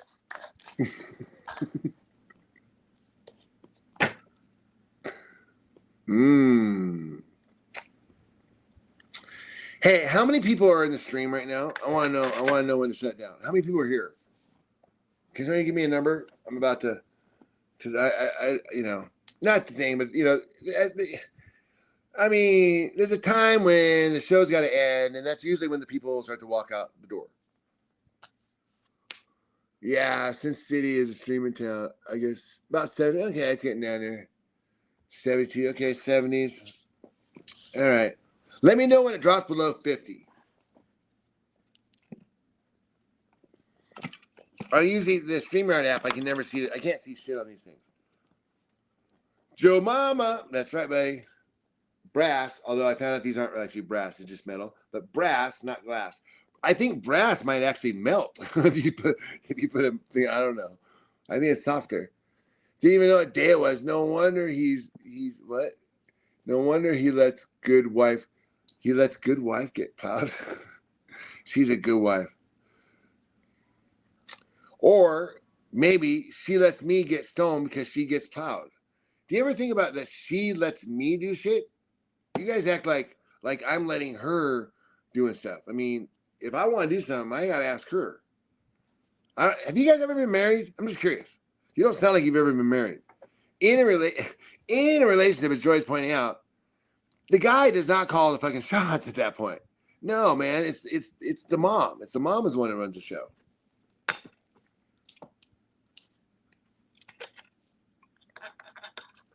This is up to dad to just be baseball and hot dogs all day. You know? Mom's concerned about like the well-being of society.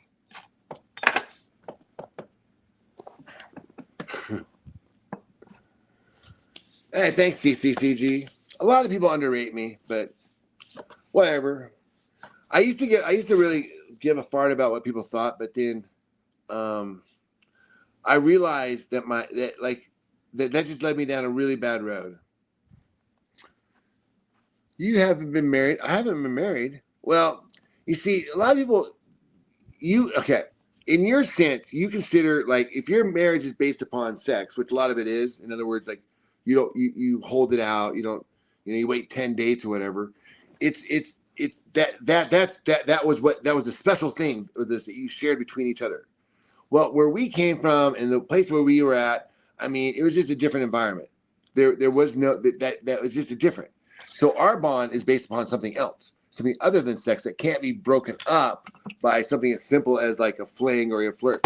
Whereas in your world life experiences, a lot of cheating that goes on because the restrictions cause all sorts of stuff. And while the women, you might, anyways, I'm not trying to say what you guys are doing is wrong, but you don't really have a place to judge me for what we're doing is wrong since we've been together for 13 years. and we're actually spend more time together probably than you do with your significant others. So you might not like what she does. All you do is talk about it, you fantasize about all these crazy things that go on, basically the stuff that never happens in your life, and you try to project that. Oh my god, it's so disgusting. Why is it disgusting? Because you can't get it. It won't happen for you, and that's okay. It doesn't happen for me either. But I'm a different type of guy. I mean, I don't hate things I can't have, but some people makes them feel better. So I get it. You know. But thanks for the conversation. I appreciate it. Okay, guys, listen. What number are we at? Are we at 50 yet? I got shit to do tonight, man. I got baseball to watch. Fucking A. Did anybody watch? Don't even tell me what happened today with the Mets. I think I got a glimpse of it, but I got some reruns to watch. And then I'm gonna doze off, wake up at 5 a.m., taking that shopping. Then we're gonna do some breakfast. We're gonna have Sunday brunch tomorrow. I'm gonna make them a huge Sunday brunch. Maybe some shrimp omelets. Hey, okie dokie. Which Converse? Well, you have to understand that I am an ever-changing man. I don't know if you've gathered that from the countless videos you've seen Ava post and stuff of me over the years, but she jumps over literally 5 years at times to make a point. But it's like a lot of change happens between those years, and so you've all witnessed it now. A lot of people have watched how I've changed because of doing the streaming over the last year. I mean, I know I've changed. I know I view the world differently. I know I've learned a lot from you guys. Midge! Yeah, Midge, man. Listen, we could be brothers somehow. I'm going to Yorkshire. That's where my name is from. Did you know that? Did you already know that? Yes, I'm coming around, but you don't stream yourself, so it's hard to connect over your antics. Well, you know what's funny? You use the word antics because when I was in college, I was 19. Yeah, 19. Yeah, I was 19, and we lived in a house, and we set up a band. We set up a fucking band. We rented a house. It was just me. I rented a room in this house, okay? And then there are 5 other people that live there. Like, we rented out little rooms, and maybe there's 4, whatever. It was a beach house. We're right on the beach. It was pretty cool. Anyways, but and one of the kids that lived there, his dad owned the house. That's how we rented it. It was right down the street from the college. His dad was a teacher, and so upstairs, in the main living room, we set up a band. And I'm just thinking, looking back, I mean, you think I've done some outrageous shit. I mean, I can't imagine living with some dudes who all of a sudden set up well, we didn't have drum kits. We just used keyboards. But still, like guitars, and we were like yelling at the microphones and shit. Anyways, some guy came in after we did like our very only show, which was a party. It wasn't a show. We just did a party. We played. It was a band party, and about 100 people there. And we got really wasted. And then one of my best friends came up and was like, "Dude, listen, I can't say much about your guitar playing. It's not that great, but you have got the guitar antics down. You got the look. You got it all, man. You just kind of suck." Basically, what I was trying to say. So I don't know. I kind of revel in the fact that I do my antics. I'm using Joy's phone. She took my phone to New York City, and I got hers. My phone has a better camera on it, so I wanted to have the good one. Yeah, okie dokie. So we're on a connection here, but the good memory, because when I hear someone says, "Get rid of," okay, I've never heard anybody. This is the first time, but someone says, "Dude, you need to lose your antics." I'm like, that's not the first time I've heard that. I heard that back in 19. They said, "Stop with the antics, work on your guitar playing." I was like, yeah, man, but it's so much cooler to fucking, like get that, even tan look on your face. Rich, I love you. Hey, Babe Masters. Oh, thanks, buddy. I'm gonna post that one. I'll take that. Show on stage. There. I like the control. How do you like me as Joy, by the way? I get why I'm not even gonna say the word, but I get why people would want to do that. It'd be You wouldn't want to be the opposite of sex for a day. It wouldn't be fun. Just be like, hey, nobody. Okay, maybe that's just me. All right, never mind then. Just being honest. Pimp my wife, dude. If I was pimp my wife, I'd be in New York. I am here taking care of my. Maybe you don't get how this relationship works. Joy runs the show around here. I am merely just, if anything, she's pimping me out to do all the chores. No, but I do have it pretty good. She takes really good. She's awesome. I love her a lot. Here, let me do this and I'll come back to you guys.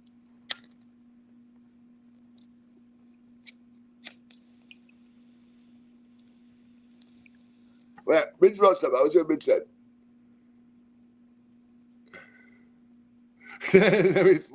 Yeah. Come on, man. I know, but somehow we're going to make it through. I mean, Midge, listen. If you had to bet your life on it, I mean, are you going to bet that we're sticking together or we're breaking up in the next 20 years? You think we're going to stick together or we're going to break up? What's your bet on that? Remember, it's your life. And I'm not talking about like you're going to die. I'm talking about like you get punished, like you have to marry someone like Joy. She's perfect for me, but I think it drive Midge crazy.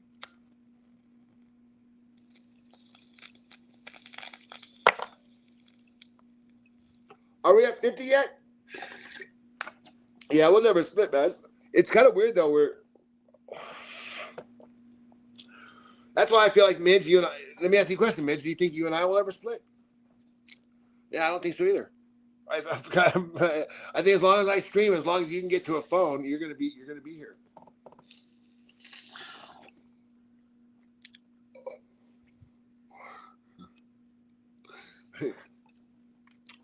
Dude, if you listen, have you guys ever?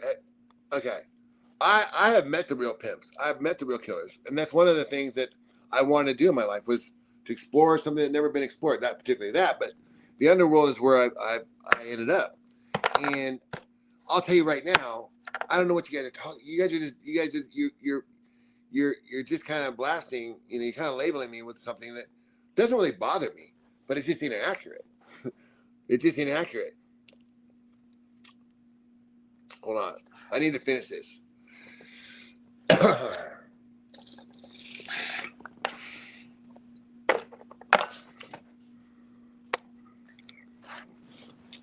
I mean, look, if you have a problem with what Joy does, a 40-year-old woman does, then I mean, that seems like you're the issue. Now, what we don't like about pimps is that they want to control another person and make them do things that person doesn't want to do. That's what a pimp is. That's exactly what you're trying to do. You are trying to control another person, and you're using labels to do it. So,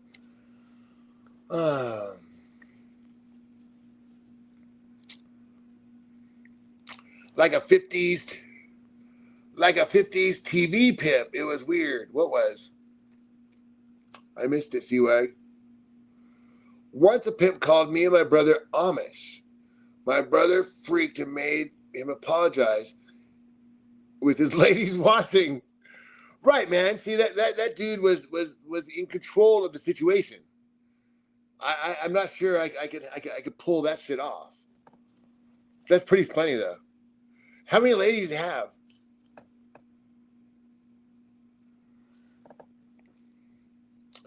Hey, Olive Cat, no way. How are you? Are you doing okay? Everything. I hope things are good with you. I'm gonna hope that you haven't that everything is good in your life. By the way, we are streaming on Kick tonight and X. Joy has an X account, Jedi Joy Journey. So for those of you who can't get enough of Jedi Joy, subscribe to her Twitter over there. She posted a lot of stuff over there. Hi, Yolanda. How's it going today? What's going on? It is Saturday. Yeah, man. Saturday night, bro. We're going to fire it up, man. I'm so glad it's Saturday. Don't you guys just get the Sunday night blues? Doesn't it just bum me out sometimes? 70 people. Okay, cool. Those are my OGs in it. Sounds like right on. 70 people in the room. High five. I'm happy with that. I was wanting to get off earlier, but then I just took this bong hit, and now I kind of feel like everything's going to be okay. Let me move this over here. I'm hurting my back. I don't know why I didn't do this a long time ago. I have a tripod right here.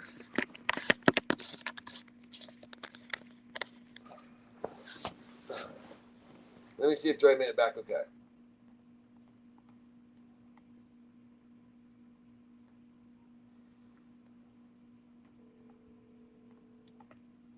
Hello. Hey, did you make it back okay? Yeah, how'd that one go? Oh, I'm still on the stream right now. Oh, yeah. And I know everyone to make sure you made it back safely. Yeah, no, I'm back at my second. Yeah, okay. Cool. Cool. Keep it up. Yeah, okay. Listen, if anybody out there calls you Amish or anything, you let me know. And yeah, exactly. You let me know. Okay. I'll tell you about it later. How's that? Thanks for the tip, C-Wag.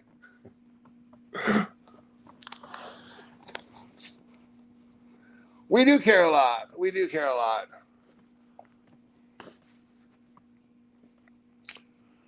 All right. Thank you. Hey, Andrea D. Thanks. I appreciate that. She's Southwest Valley. Okay. One thing in this business that you do learn is when a person is like really sexually charged.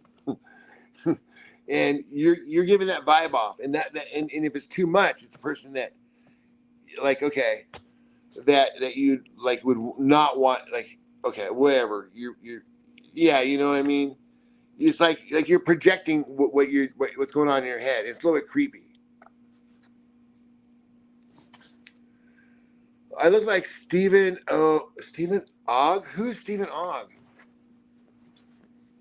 I feel like if I shaved myself and I did like the right look and I changed my glasses a little bit, I could do a good Garth from Wayne's World.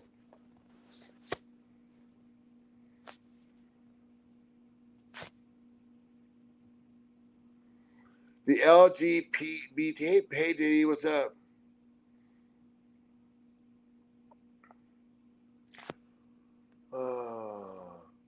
When Joy took that job. Oh yeah, man. I mean, this is in look. I went to Panama. This was not on my agenda. This was Joy's idea, not mine. We went down there, and I got her a LinkedIn. She had a resume, like, and she's military, and it was like her resume was like 9-point font, and it was like single line. It was just like, and all this, like, we did all this shit in the Air Force that, like, no one's gonna understand what this shit means. So we redid her resume. We did all this stuff. First we did it in Portland, but she didn't want to stay in Portland. I don't blame her. So we went to Panama, and I said, hey, let's just get some cool jobs down here. But there wasn't a chance in hell we get a job as Americans down there. So I wanted to go back, or we were planning to go back in February, but then she's down there. What she does is 100% legal, and it's not like that. By the way, this is not that far-fetched. She can tell you her past. I'm not going to get into it. But it's not like, I mean, it's like down there, I guess it was legal. So I don't know. So it just we kind of just felt like we were also drinking, and it just kind of seemed like something to do. But then it just kind of like kept going, and then we came to Vegas where her mom lived. And Vegas was like, then it was like, holy shit. There was like we said, okay, tell you what, let's just make enough money. This is what I told her. Let's just make enough money for you to go to pilot school, and then you go to pilot school, and then we'll be done. And she said that'd be great. Well, in Vegas, that took like 3 months. I mean, we had like, longer than that. Maybe it took like 6 months to a year. We had like over 50,000 in cash plus the Jaguar. And I'm like, okay, you ready to go? And she's like, I don't know if I really want to like structure my life like that. I mean, this was not. I did not pressure her at all because I wouldn't care. I wanted to. I mean, I would have been stoked to be. I mean, to be married to a pilot. I would have loved to see her as a pilot. I mean, that would have been something everyone would have been proud of. Everyone would have been reputable for. It's definitely what I would have wanted, ideally. But she did not want to go to. She didn't want to live that life. So, you know, that was in 2015. I said, okay. So then we burned through the money. That's when we met Cassie. Cassie was expensive. She wanted her hair done. She wanted it twice. All this crazy shit. Anyways, I know it's not. I don't think. You know. In our case, we did not plan on ending. You know, this to be our goal. You know, this is where we, by life circumstances, ended up as our best options for what we want to do.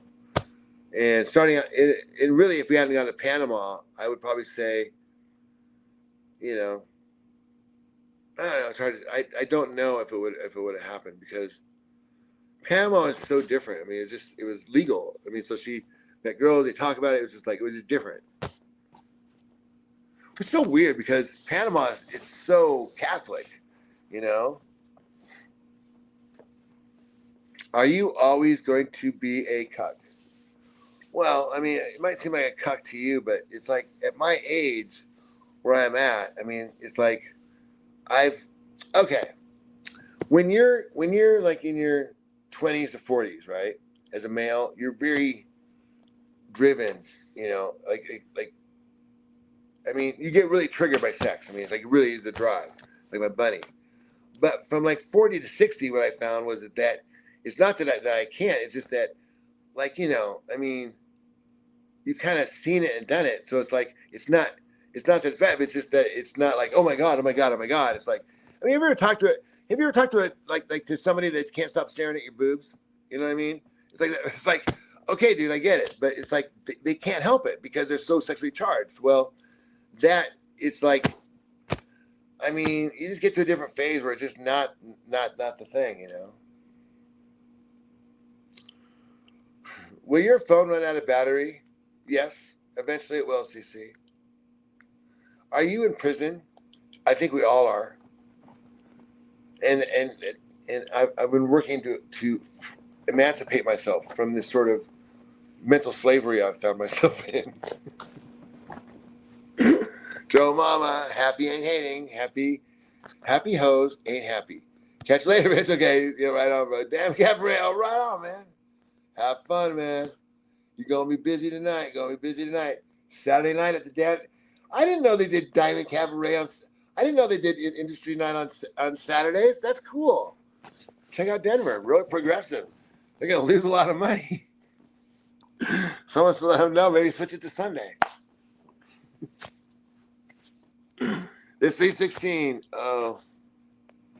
At this stage, this is no. Now, like I said, like now we're so old, we're so over it. It's just like, I mean, it's just like, it's very funny, and it's like over the years too, it's made me different. I mean, because I had a view of sex the way a lot of the men in this room have. Like it's very, like this. And well, this isn't ideal, but for me, like hearing all these different experiences and hearing all this shit, be like, are you serious? I was like, fuck. It's like, it kind of made me be more conscious about how it feels to be a woman in our society. And so I'm very conscious of that now. And just, it has changed. I think it's made me more, I don't know, suave. If you must say. I don't think Rich prefers it. No, ideally what I'd like to do, my optimum thing, it would be that I do something. And that's always been the thing. And you guys, you don't realize, but I like she sleeps and I'm working, right? And then she wakes up and then I do stuff with her. But I get most of my shit done, like all the videos you see, like not the shorts, but like the good videos and the music videos and shit. And I've got another one I'm working on. Or when she's not here or she's sleeping. So I'm always doing shit, and I just have to do shit at home. But I would have ideally liked to have been, you know, doing something else. And then me making the money, but she didn't want that. And I'm glad, because you know what? I was a control freak back then. when you guys talk about letting my wife back then when I was making the money, oh man, you would. I mean, I was such a control freak. I mean, it's just like every one of like if she does something I don't like, or hey, that's a little weird, you know. And it's like I don't know. It's good for me to like relinquish control. Would you somehow? Yeah, man, I'd love to move to Panama. I know, man. Wouldn't that be great? I know, but maybe I gotta wait till I get maybe when I get my Social Security, which is only in 7 more years or so. Wait, what am I? 57? Whenever I get it, in like 5 to 10 years, no, 7 years, whatever it is. I take it early. I think I might take it early because I know you get more later, but if you do the math, depending on how long you're going to live, right? I calculate that I'm going to live to 70, right? So I'm 57 now. So that gives me, let's count, 13 years left, right? Okay, great. So I got 13 years left to live. Not bad. I mean, shit, my dad died at 67. My grandmother died at 68. Hopefully I make it to 70. Well, hopefully I get to 69. That'd be awesome. But anyways, but hopefully I make it to 70. But let's calculate it. So let's do the math. So I get more later at 65, even more at 67, I think, right? I think you wait till 67.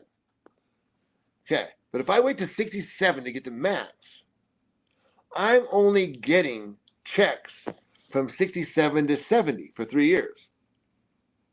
So 3 times, let's say it's going to be right now. I think it's 2,200 for a normal person. Let's say if I wait till I'm 67, it's 3,300, right? And let's say if I collect it now, or when I'm 62, the earliest I could do it, let's say it's 1,800. Okay, so let's quickly do the math. So for those 3 years,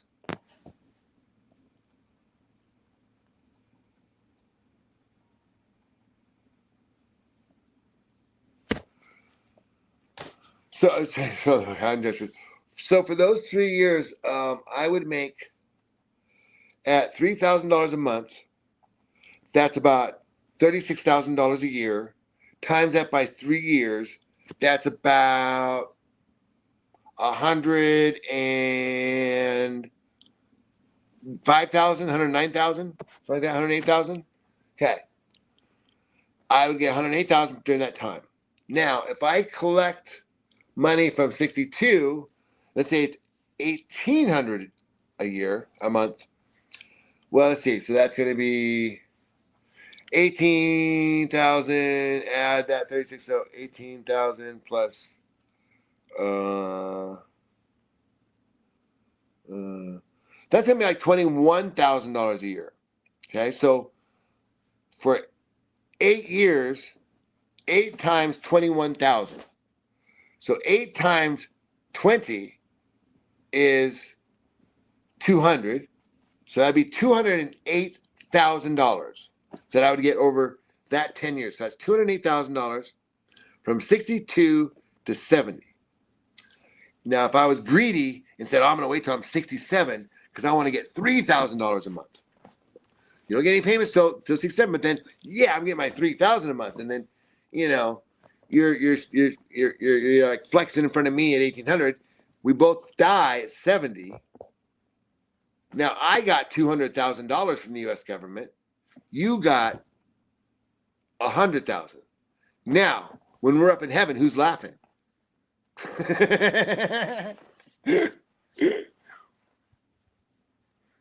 Hey, what's up, Zeb? I'm doing pretty good. Man, I love you guys. Yeah, man, I would recommend not waiting later. I mean, okay, I have a friend who, this is the sort of thing that drives Joy crazy. When his family has like,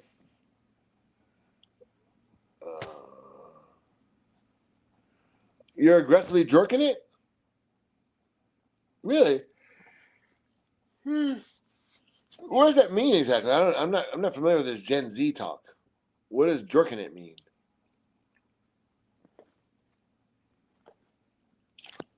Okay, are we at 70 yet? Hey, Rich. Hey, Sammy DeCramit. Oh, Sammy Activity. Yeah. Yeah. How you doing? Nice to see you.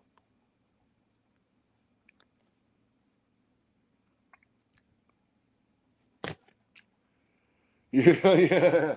I thought you were a bot. I didn't even think you were for real, bro. Hey. Love the beard and mullet. Thanks. Hey, man. Thank you. I just did the beard again. I did it last summer and I got rid of it. A lot of people got mad and I brought it back. Give me a story about a time it made you feel sad. Okay, there's never joy. Okay, one thing about being around Joy is I've never been sad. Might have been angry, jealous, insecure, mad, and that's not the way you deal with Joy, especially in this, because then she'll be like, you told me I'm out. Why do I need you? I mean, I make the money. I'm out of here. And then my next thought is, fuck, she does make the fucking money. I better fucking mind my P's and fucking Q's. I mean, and just do the best. I mean, and if she even would let me get a job, I would. And I probably will in the next couple of years. I'll probably do something. Now I'll probably go back in. I mean, easiest thing for me to do would be go back into like some sort of sales position, or maybe even operations. But I would probably go back into something simple like into electronic billing and payments. I have a criminal history. That's part of the issue. That's part of the issue why this was optimal. Because you guys realize that once you get a DUI, that your chances of getting a job at a bank again are 0%. Did you know that? So my career was over as soon as I got that DUI. So the only jobs I was looking at would be, restaurant jobs, restaurant management jobs, and a restaurant manager, what makes like $30,000-$40,000 a year, 50,000 tops. Although I heard In-N-Out Burger guys make like 200 grand, but that's not bad. But I think but then again, that was like 15 years ago. Restaurants and food was not a big business. It was not like it is today. I think fast food has really boomed. So I think they're paying more now than back then. They weren't paying that much for restaurant management. So I am telling the truth. What's the truth? You got caught with drugs many times. Yeah, but driving without a license isn't a criminal. Yeah, but that was all after the drugs. That was all after I got my DUI. It was all at the same time. Okay, what's your point, man? It's like you're kind of a first harvest. Do you want me to tell you the story or do you want me to just ignore it? Where's my girlfriend? She's in New York City right now. She's working out there. I think that she's at home right now. She's probably eating or sleeping or doing something.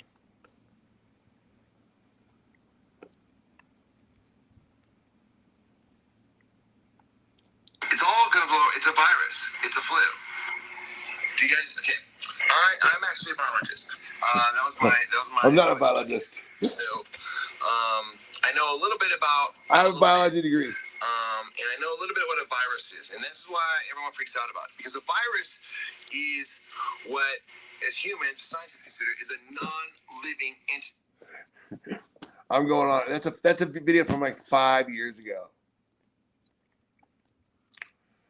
Yeah, well, she's got a hotel out there, for now. I was coming out here just because I wanted to. What I want to do.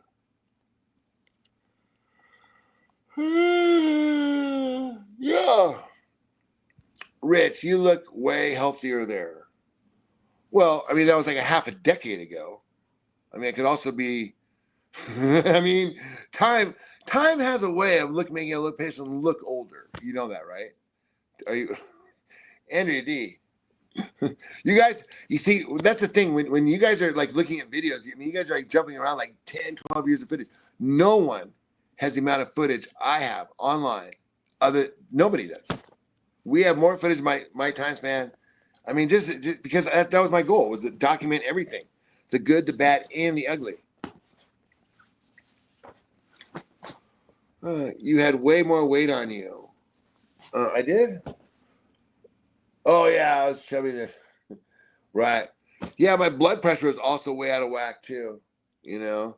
So while I might have looked healthier, because see, the problem is, Andrea, you have been conditioned to accept body positivity as healthy. It's not. It's not. There's a lot of cardiovascular problems that come along with obesity and being fat.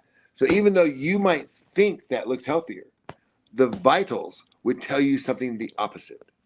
So that's why they have doctors and not just people that just kind of like sit there like you and just like, oh, you look healthier. You must have been healthier. No, I was fat, and that fat caused hypertension, and hypertension probably would have killed me. Right now, my blood pressure is low.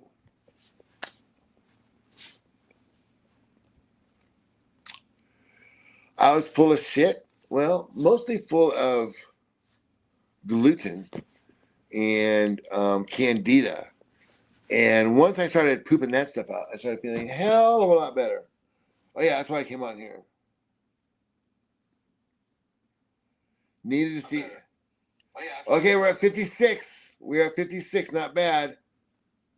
Not bad. Okay, we're almost done.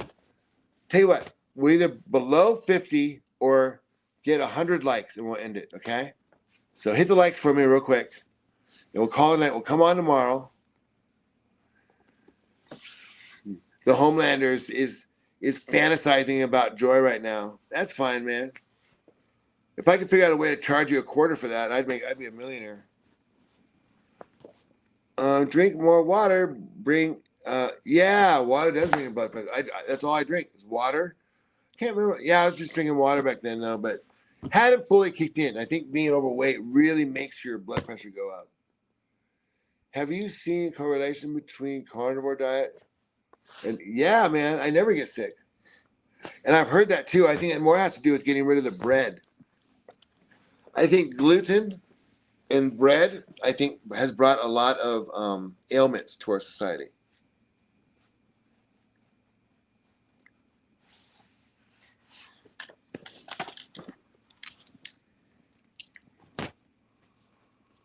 The Homelander, man. You having a good one?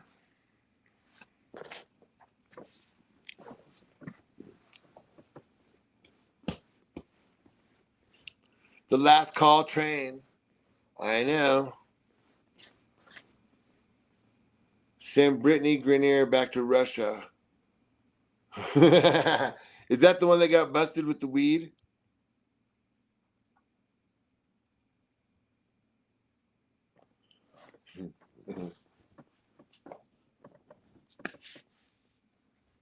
I often cry myself to sleep. Do you know what I used to do? Okay. Ava and everybody else, this is called a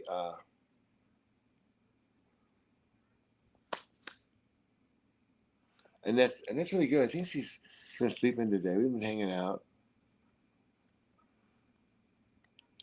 It depends, but yeah, it just depends. And there's a weird sleep schedule. She'll wake up probably around 2 a.m. or so. So I make sure she has some food out there. Tonight, Mom made dinner. I didn't make the dinner tonight. Mom made meatloaf. Normally, I make the dinners, but she made meatloaf, so I didn't have to. It was nice of Mom to make a nice Saturday night dinner.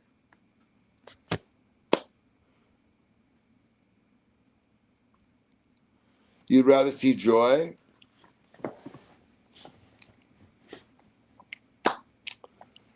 And she's a nutcase? Well, aren't we all? Question, what happens when you and Gloria are gone? Well, then Joy is taking care of Annette. I had to pick a wife younger than my sister. You know? That's not why I picked her, but, you know, it is one of the benefits.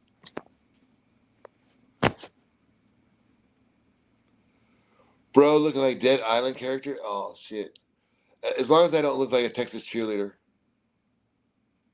That's all I care about. I'll take that one. Damn, you stopped saying something. You're about to get honest. Someone said he crystal himself to sleep at night. And you said, Ava, this is, oh, right. It was a joke. I was prefacing because I knew if I said it, then Ava would take it and twist it out of context. And so and so then I don't want to give her any ammunition against me. So I'm really sorry, Andrea. I'll ever say what you said. It's very heartfelt what you wrote. That. Thank you so much for asking. Just like Joy used to love to share her New York time with everybody, and like show her hotels and show all the cool things that she does and where she stays and how she lives. She can't do that anymore because people will figure out where she's staying and they'll call the hotel and harass them so much until they get Joy kicked out. And so she can't do that. And so she really was resentful at YouTube for a while because of that. And now I'm not resentful, but yeah, I'm always a person who's kind of like blurts out how I feel, lets you know what I'm thinking, even if I know it's wrong. But I do that because I want to hear myself say it, get it out, and then later on correct it. And then I found it even more valuable to post it online. So that's where sometimes you guys get all these like, wow, you're so whacked out, or you get discrepancies. Yeah, because I'm venting, I'm expressing something, whatever. It just, that's where context matters, is what it is I'm doing. But this would be a situation you can chalk up Andrea, not to blame Ava. I think that if anything, she did me a favor because maybe I was divulging too much, and that's what you said it out there. So I'm like, there's no benefit for me to share the story. There's no benefit for me to tell the analogy, soliloquy, what? Anyways, whatever.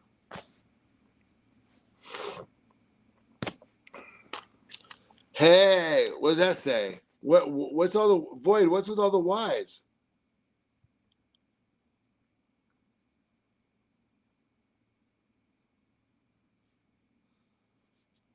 I don't know what the oh hey, I missed the he at the beginning. What's up? All right, have we got 100 likes yet? Come on, give me 100 likes. I'll call it a night. Man, we fucked up the streams today. Did you see that? We did 4. This is our 5th stream today. The first 4 streams crapped out.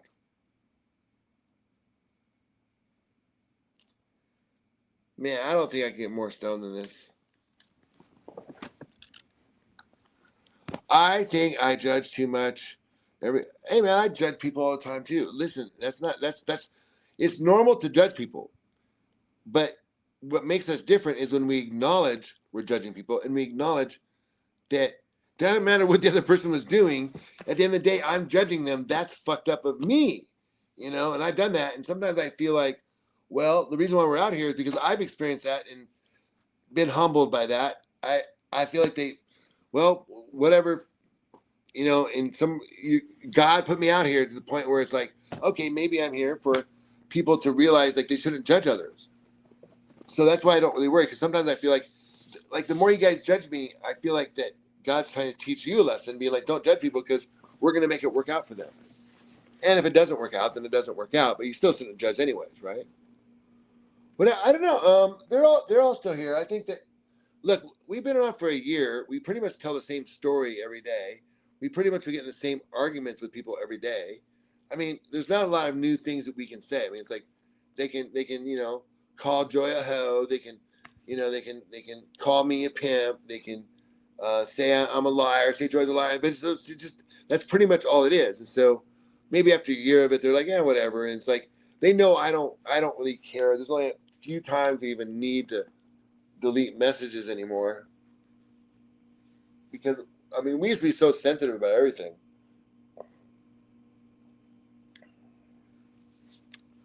I was a control freak.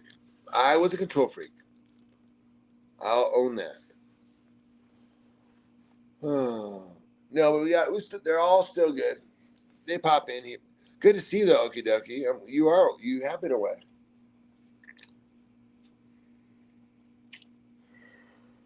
I wonder if Hormax is on tonight. Maybe Abe and I should go on that stream. It's almost midnight. Shit, tomorrow is what, Monday? What a day, what a day, what a day, what a day.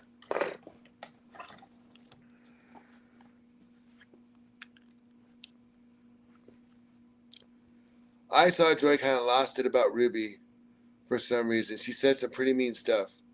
What'd she say that was so mean? But yeah, I think that Ruby hurt her feelings. I think Ruby hurt Joy's feelings. But what did she say that was so mean? You remember?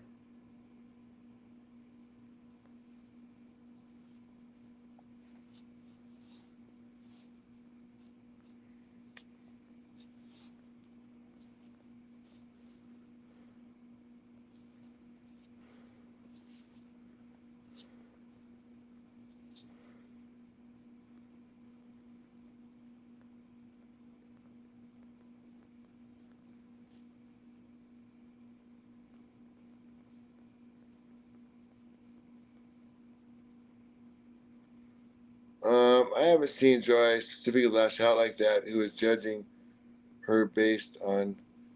Well, I think that she was judging her. I'm not sure.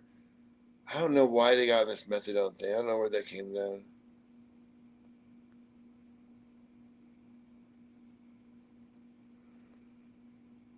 Um, well, I think it was because I think Ruby was calling Joy not sober because she smokes weed, and so I think that um, Joy was saying that, well, who's Ruby to say I'm not sober for smoking weed? Because at the time Ruby was saying that she's sober or in sobriety, but she's on methadone, and she's like, well, I mean that's still a drug, and it's actually, and Joy was arguing that the drug was worse than. Can we see your armpits? Sure, little. How'd I do? Little gothics. Yeah, so why would it autocorrect a ribby? Sometimes I'm like, dude, hey, thank you. Um,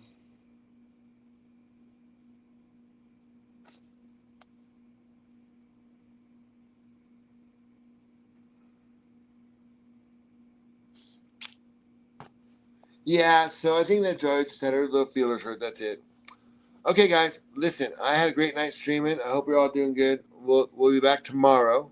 Please hit the like and subscribe, and I'll talk to you later. Bro, you cooked getting there. I'm pretty stoned.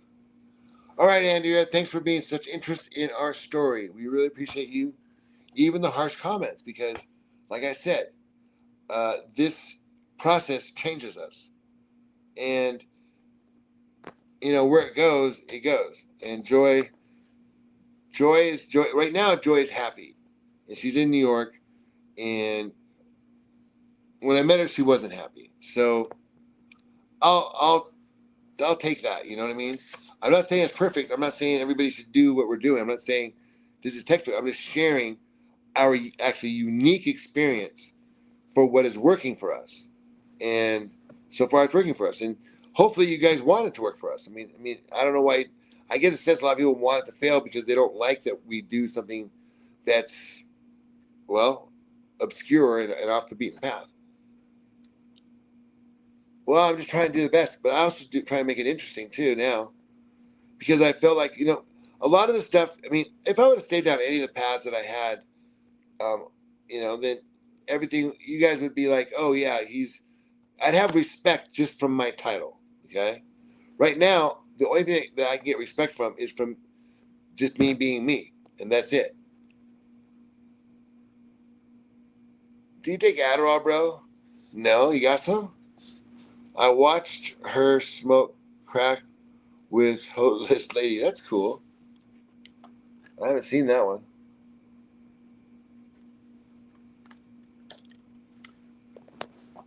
People don't understand different a lot of times. Different is strange. Well, yeah, people are strange when you're a stranger. He takes bipolar meds. I'd like to. I wish. Yeah, are you a doctor by any chance? Can you give me some good prescription pills? I'm just teasing, of course. Richie, you got bipolar, right? It's schizophrenia. Well, those are two different things. But schizoaffective disorder is a combo of schizophrenia and bipolar disorder.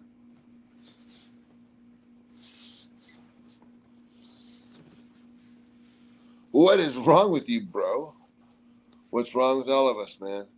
Same thing. We're all lonely, looking for a destination, you know? And when we meet each other, we're just strangers in the night, just bumping into each other on a horse, going like watching you. Hey, man, where are you going? And you're going that way. All right, I'm going this way. And we're going opposite directions, but we're all hoping to get to the same place. Right. We all should probably be, well, you know. We all should probably be on something. Hey, meet me. No way. This is a great day. Notifications must be working again. Yeah, everybody in the world should be on something, bro. I'm wrong. 14. I'm on 14 and drink liquor and surprisingly not dead. Well, I mean, I don't know if you're being serious or not, but either way, it's funny. Temu Chami Chong? What does Temu mean? Maverick. I like Tommy Chong.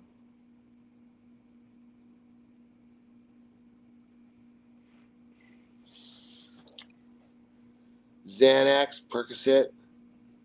No lie, no lie. Ooh. That sounds pretty fun, bro. That sounds like a nice, cushiony way to spend the day. You are a control freak. You make her get a script for you. I know I should. Hell yeah. What should I do? Should I man, see Andrea, I was about to say something else. Now, where it bothers me is when I can't say the joke I want to say. Because I know someone's going to find it inappropriate. And they're going to clip it and say, see,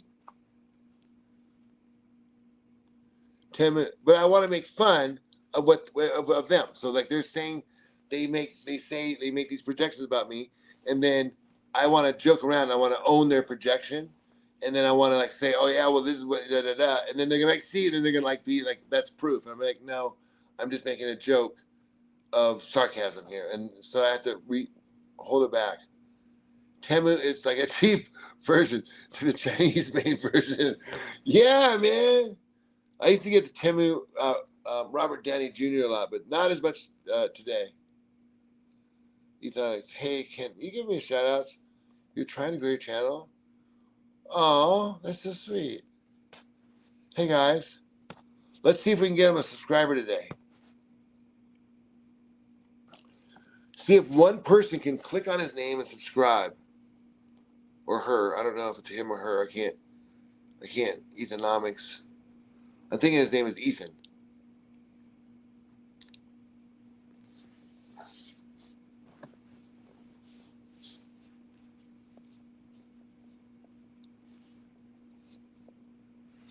Okay, man. I hope you get a subscriber.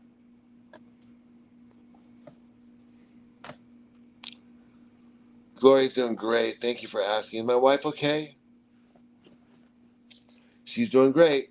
Joy is in New York. She's a little drunk, but she's sleeping. Annette's sleeping and Gloria's sleeping. I'm about ready to go. As Ava's pointing out, I'm going to go live a secret life. Hit the town. Who knows? I might even fly someone in from Seattle. I'm just kidding. See, damn it.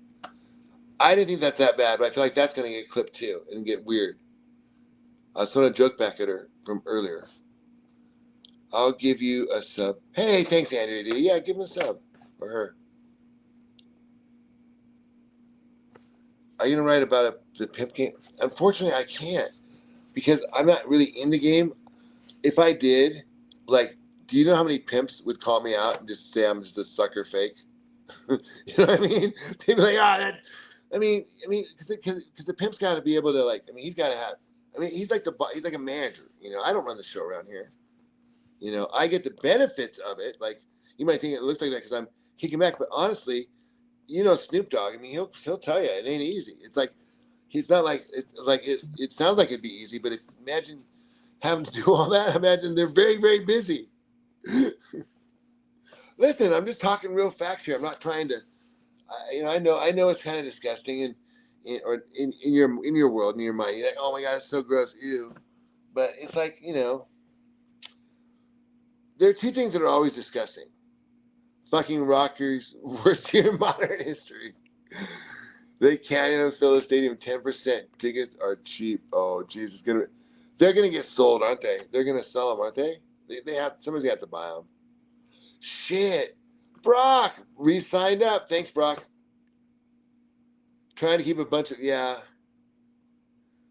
Well, okay, I didn't want to say that because then it makes it sound like I'm being kind of like that. But okay, let's step aside because we're going back to the oldest profession. This is the way it's been done. So you got to remember, there's no laws about women's rights. There's no laws about in fact, the law is if you marry a woman, I think you have ownership or something. We're talking about old stuff, right? Timmy's like getting Quaaludes from Mexico. Man, times have changed. You see, when I was young, old people would talk about how cool it was when they were old. They said old cars were better than new cars. I had no idea what they were talking about. I thought the new stuff was way better. And they talked about how times were better when they were young. Hey, Mac, good to see you. And then they talk about, I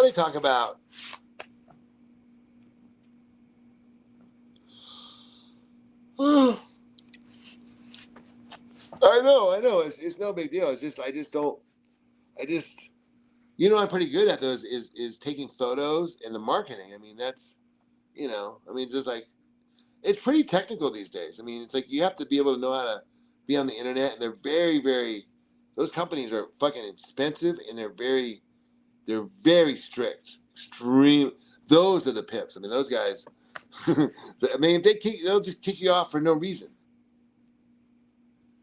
If you scream as loud as you can in the mic, I'll donate $100. I don't believe you.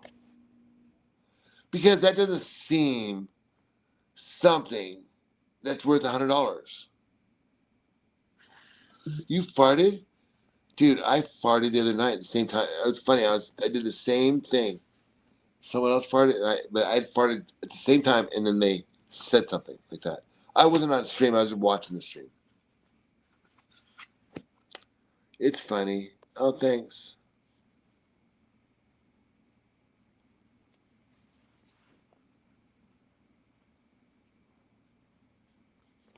Yeah, so I think as we go through time,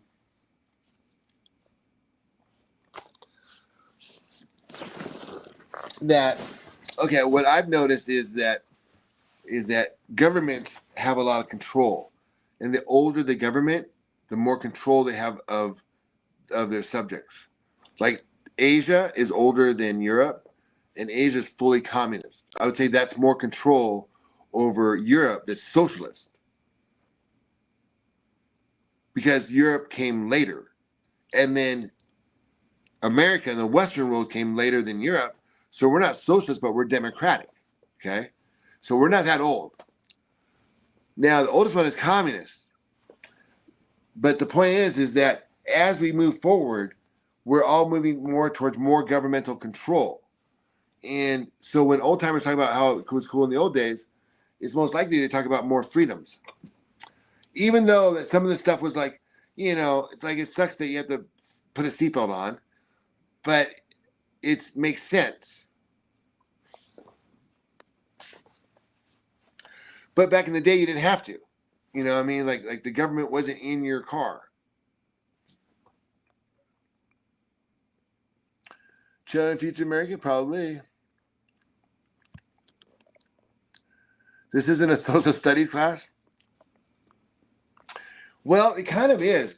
Given the fact that like Joy is pretty unique in her profession because I come from the bank of like software finance. Her background is like military. I mean, we're two people that like are unlikely candidates for this job, but yet here we are. So we're documenting it and the experiences. So I mean, it may or may not be interesting to people, but it's something that um, we've done and we've created. And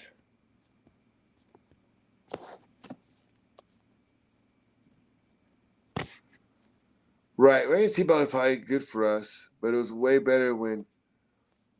Right.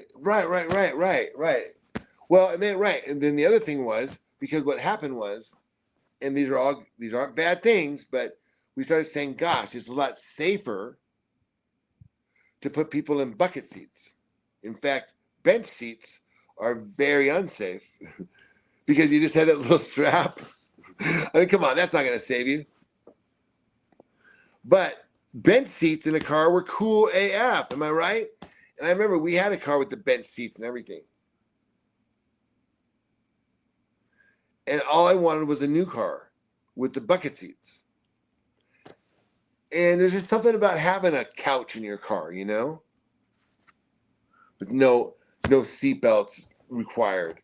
Just get in the car, kick back, go for a drive. Damn, you're a real smart smeller. If you are so smart, what came first, the chicken or the sparrow? Sparrow. I like Tennessee. I do too. Okay.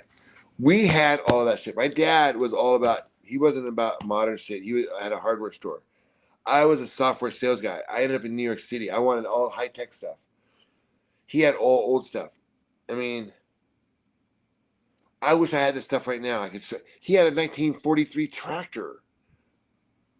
Can you imagine that? How big is your hot dog? Are you circumcised? Hi, Earth sucks. Why are you a New York guy?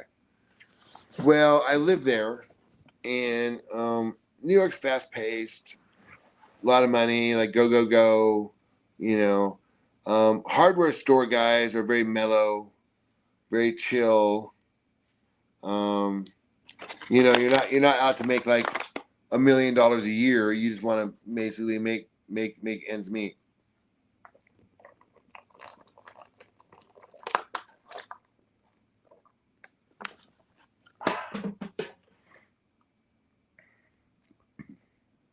Hey, the rooster come. I don't understand. G Bell. I think I did pretty good on the stream. How do you guys think? Did it go okay?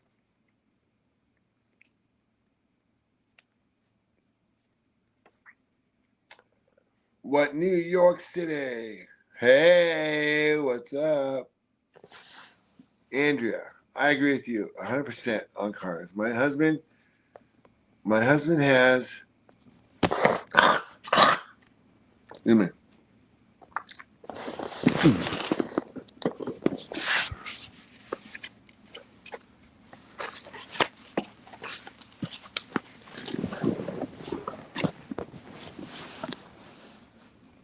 My husband has cars from the early 90s and they're still running because he's a mechanic. Hard to sell. Oh, wow. I'm just fucking with you, but oh, that's all good, man. G Bell, listen, I had a great time chatting with you. Thank you for the conversation. Andrea, thank you for the combo. Everyone, thank you for the. I know we argue. I mean, I don't expect. It'd be weird if I came on here and everyone's like, "Oh, hey, high five, you for what you guys are doing." It's the opposite of what you're supposed to do. But for us, your decisions, what you're doing, right? Like, is always going to be the best decision of your alternatives. Children are the future of America. Yeah, well, I think the Bank of America was bought by. Oh me, I remember. All right, you guys. All right, kid. You guys all have a great night. You're older than me? Shit, G-Bell, right on. Cool, well then we'll figure it out then. I'll meet you on the other side at some point. Would that be weird? Would that be weird? Joy talked about that today. Okay, Reverend Knight Rich would rather have Joy being used. Well, it's funny you know so much about me, but you know, it's a little more complicated than that. I remember a $10 four-finger lid. I don't even know what a lid is. I thought a lid was a lib because I used to hear Cheech and Chong say it. He must be saying lib, and that they must mean they're getting a pound of weed. Okay, good. Well, I was trying to recover because I was a little worried earlier when Joy was, you know, I mean, when she drinks, her emotions fly, and she was getting a little bit, let her anger and shit out on everybody. Rich doesn't want to work. Dude, hell no. You want to? Why? You like being a slave? Who does? But you have to. Hi, C. Chester. Sometimes you got to do what you got to do. A lid. It's a plastic cabbage bag. I had no idea. Thanks, Andrea D. Hey, J. King. I'm doing good. I got to go to bed. I got to go. I want to eat a little more food. I want to go to bed. Okay. Why do I let her be a, well, because it pays a lot more than her being an office slave.